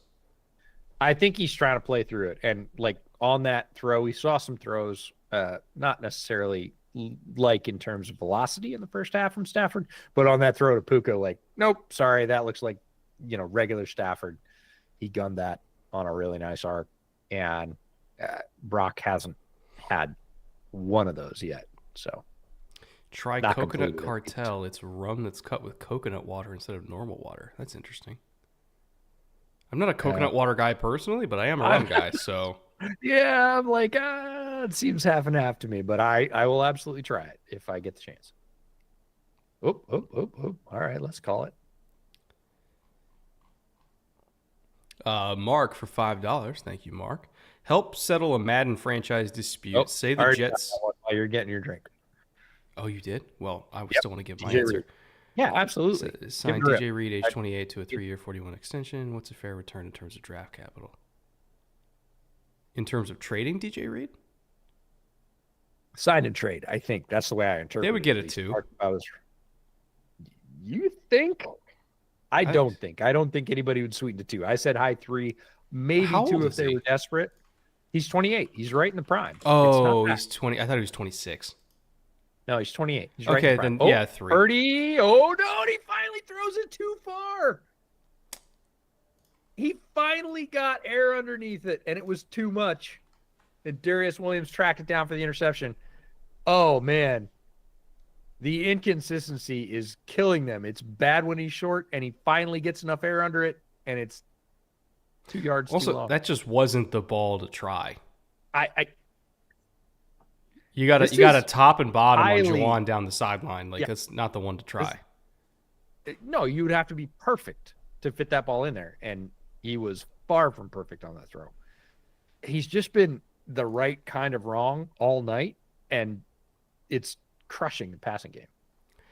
If you have one above and one below, like there is no universe where you throw that unless you have Megatron. Right? Like the whole point of taking shots down the boundary is when you have a one-on-one, not when they're playing top and bottom on you. Right. You know? No, I agree. Again, it's hitting just the wrong things in just the right spots all night is the story of the San Francisco passing game for this entire game. And it's limiting what is usually a powerful and efficient offense. So they are disjointed and have scored no points, like no touchdowns. Gotten a couple field goals out of it, but oof. Can we give a shout out to our cardio king, Cooper Kupp? Yeah, good. He can join Alec Pierce in the all cardio team. Oh man. Thoughts on Lefroy, Brett? I have it. Hold on. Oh, he's a Lefroy fan. He likes it. My thoughts on Lefroy are not too much for me. I'm not into drinking campfires, and that's one of them. And it's a good campfire. It's a good campfire. Yeah, that's not the me. stuff. I love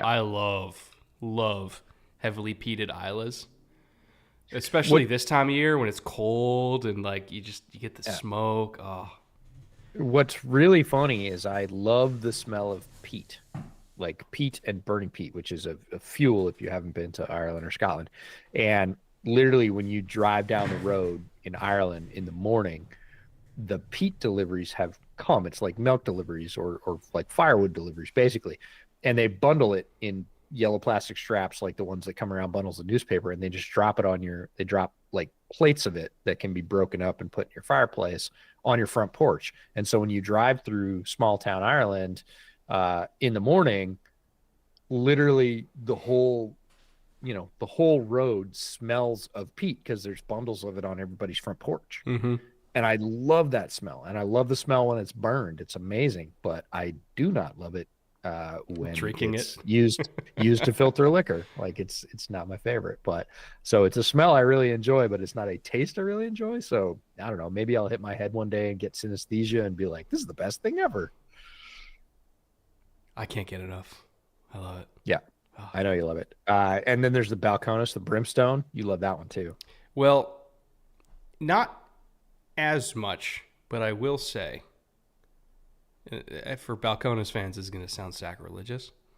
Nothing makes a better whiskey Coke than Balcones Brimstone. It's like a smoky Coke. It's a smoky Coke, but makes it's like taste more cokey. It's basically if you like took Coke and used it to put out a campfire and then scraped up the ashes and ate it with a spoon. Yes. Yeah, that's pretty much it's it. Delicious. If you think that sort of thing is delicious, yes, it is. Even Nikki likes it. And she hates smoky Cokes. Really?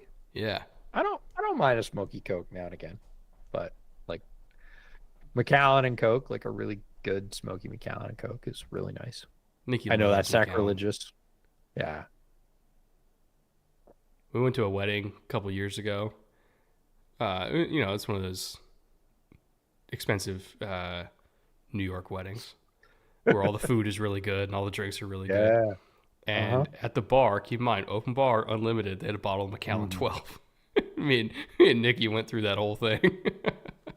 Just kept going back. It was great. Yeah. Give me more. Oh, Kyren Williams. We've been predicting it all night for Garendo, but Kyren Williams is starting to rip some holes off in the running game. It's nice to see. Matthew Wright for $5. How should 49ers fans spend their energy between now and the draft? Scouting right tackles. Yeah. Because McKivitz ain't it. Also, I would... they're probably going to do another receiver, so I'd look at receivers. I don't think they're ready to get the heir apparent to Kittle at tight end. But Warren from Penn State could be. Well, here's the thing is Lynch has done a good job of taking advantage of strengths in the draft, even if it hasn't been a need later on down. This is a very strong tight end draft. Charlie Werner moved on. Tight end 2 was very important for a lot of the pieces that made the San Francisco offense work, made it go. And I could totally see him taking a, fourth round shot on a tight end that he really liked that maybe isn't supposed to replace Kittle, but maybe is more supposed to replace a lot of what Charlie Werner gave him. So I could see it happening 4th, 5th round. All right, let's see if Rams can salt this one away in the game that might make Al Michaels reconsider retirement. Well, he's got his steak dinner after this, and I'm sure it's going to be very good. So maybe not. He might just remember the steak dinner. But I love the fake from McVay and Stafford on that play. Watch this. Watch the ball handling. That's slick. Whoop.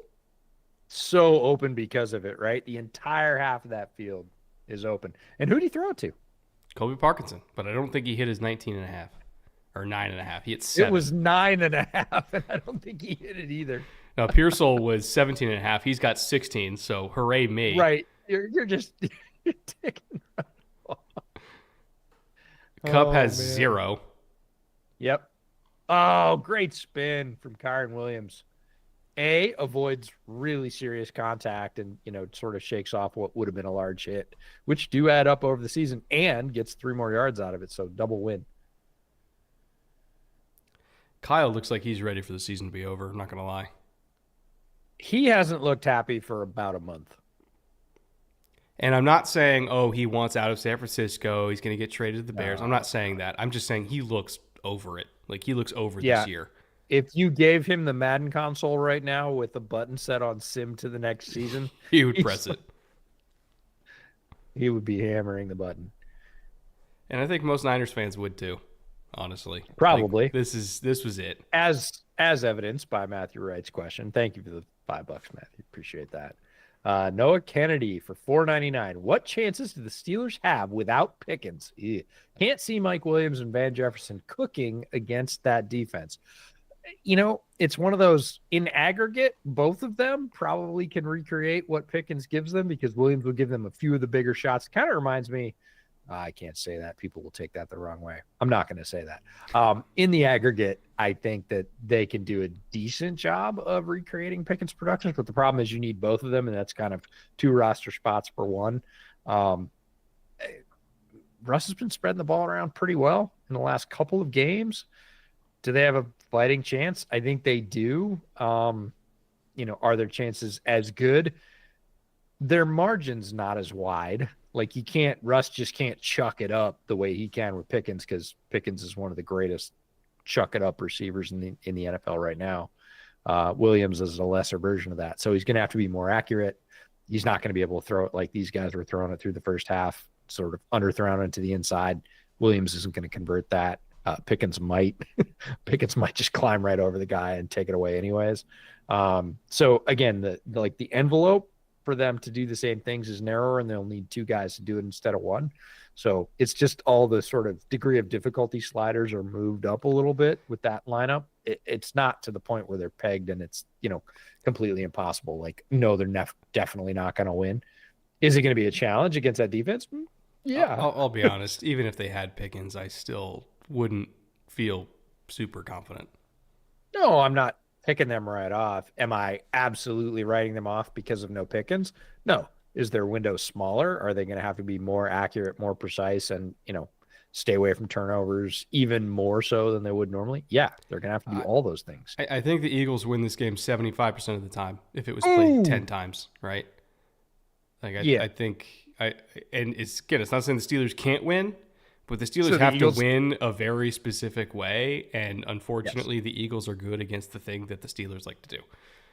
Yeah, so, if this was this year's Steelers team against last year's Eagles team, Steelers win.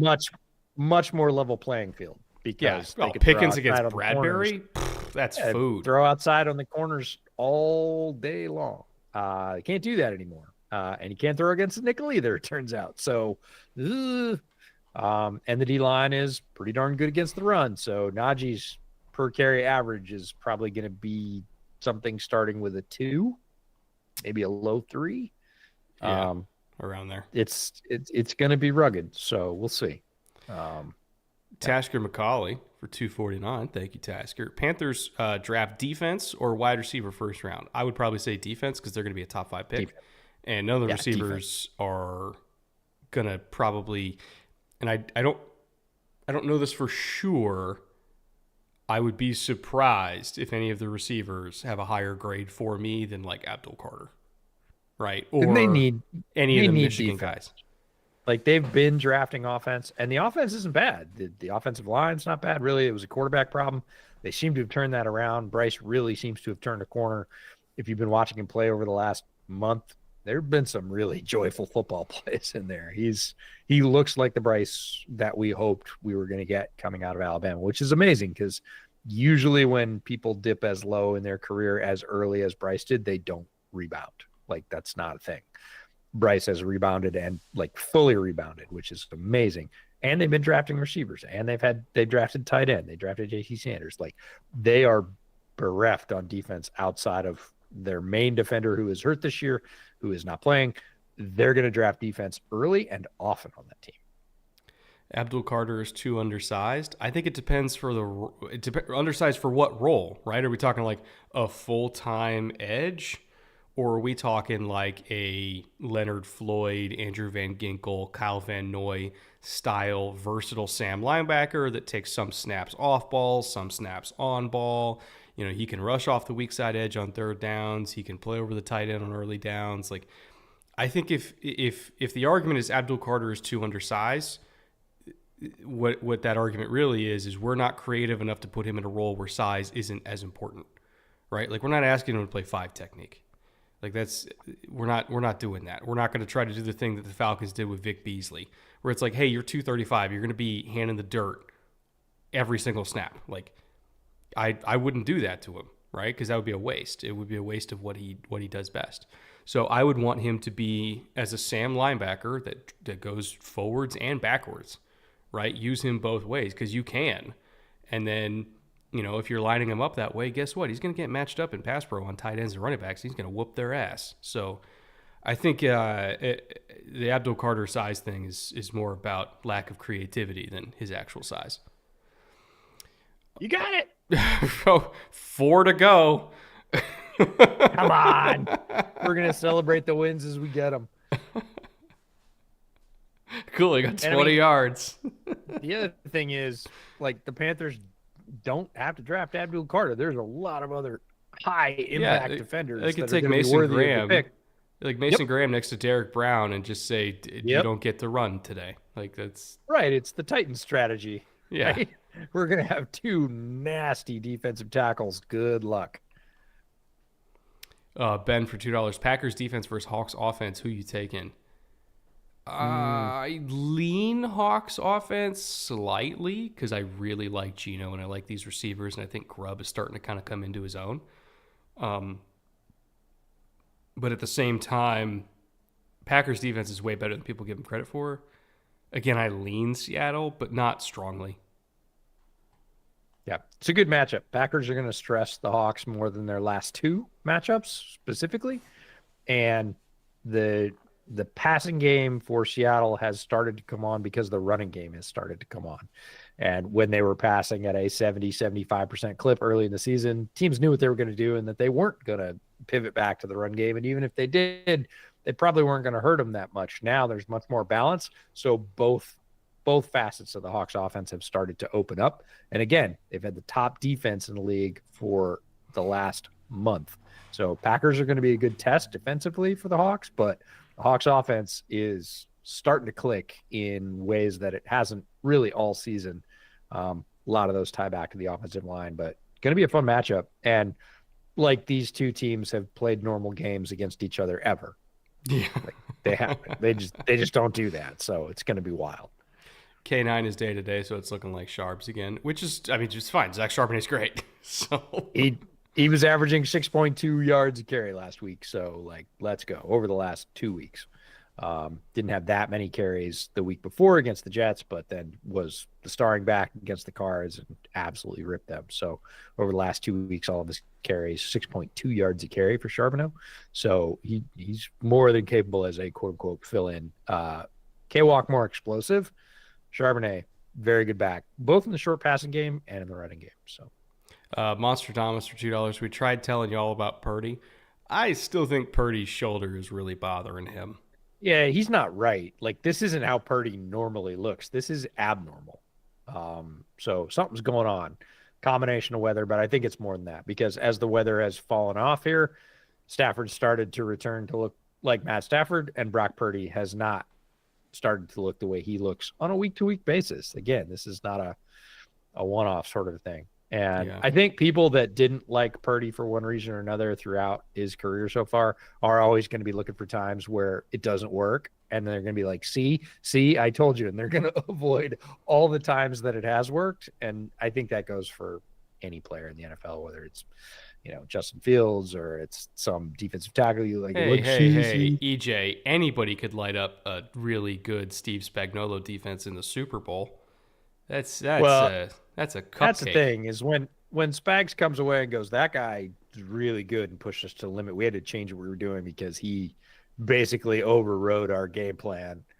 And that guy saying that is Steve Spagnuolo. Like, I don't comments that Purdy's not good. Okay, This is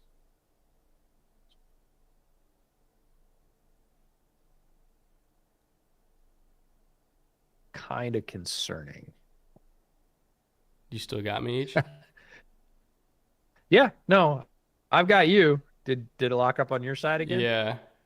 Oh yes, I see your spin. I see your spinning screen. Very nice. There we go. We're back. That's classy. Oh, he's back. Hey, Google Fiber works sometimes. Rams?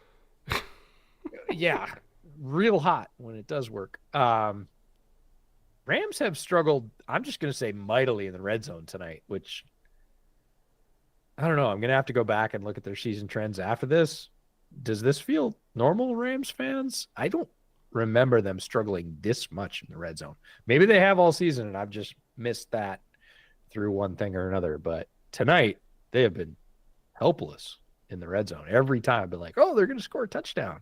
Every time you've been like, they're going to salt it away. I'm like, does a field goal salt it away? Because if not, I'm not sure that's what that means. I think it's just been rough all around. I mean, the Niners have a good defense. I'll say that.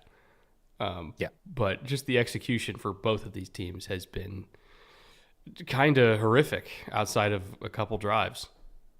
Yeah, red zone has been an exercise of futility for the Rams tonight. Just not good.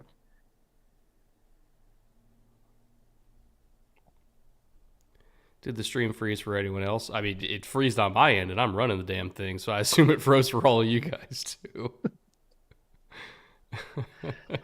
Oh man. Well, This game is going to end up being somebody's fantasy football bad beats game. Cup has been playing lights out since he came back. I made the playoffs, and he puts up a freaking goose egg. Rough. it's I don't know. I feel like we should play the plug for best ball right here. this is why we do best ball on Underdog Fantasy. This is the best ball game right here. Use promo code BOOTLEG for up to Yeah, $1,000 in exactly. deposit bonuses. Yep, 100%. And you too can put a kicker on your entry and profit.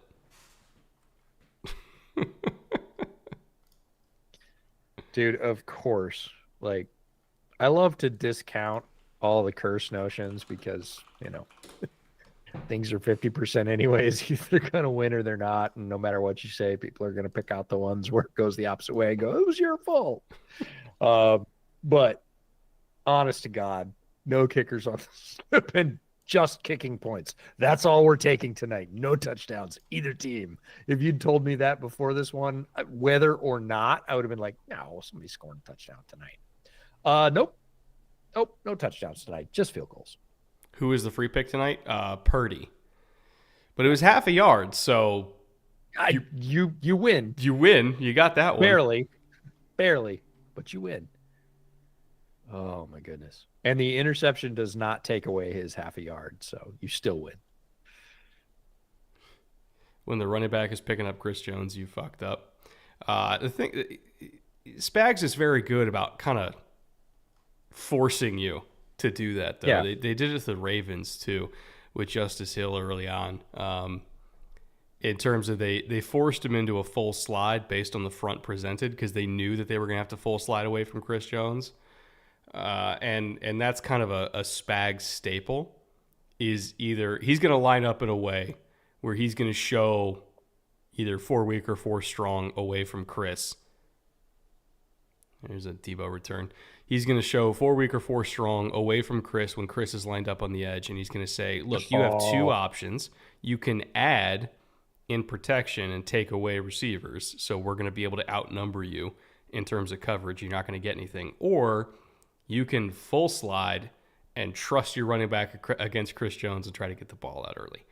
Justice Hill, God bless him, did it in week 1. But like that's a classic Spags move. Is forcing protection. If you grab the jersey, yeah, it's a horse collar, huh? I thought it was just pads. Is it also jersey too? They just confirmed that flag. I thought it was just pads. No? I thought it was just pads as well. Anyways, maybe I'm wrong, but that is a big Debo return with a phantom horse collar. So, is this a part of the stream where we asked Brett to feed the cat? Luckily, my wife is home, and she fed him. So we're all good. Oh, there we go. I was wondering. I was like, man, Little's being really good. No, he was not. Yeah, he is not. He's just been fed. All right. Hail Mary situation here. Yep. Never mind. Timeout. Kittle. Look at Kittle. He's probably running a route down the field, but he just feigns he was dropping back for the screen because Kittle.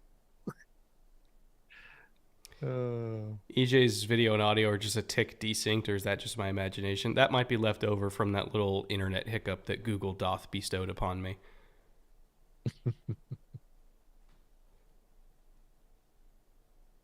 Or it could just be that I've become unhinged after watching a kicker duel in the rain. Legendary kicker duel. Is it? This game's memorable. I'm not saying for a good reason, but it is. Memorable and legendary, not the same thing.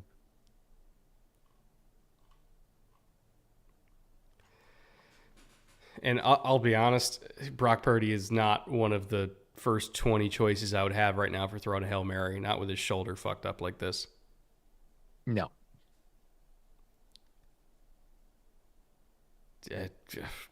Or throwing a deep out even. And and Pearsall's limping. Dude, I'm telling you, sim to next season. Like, just get out of here.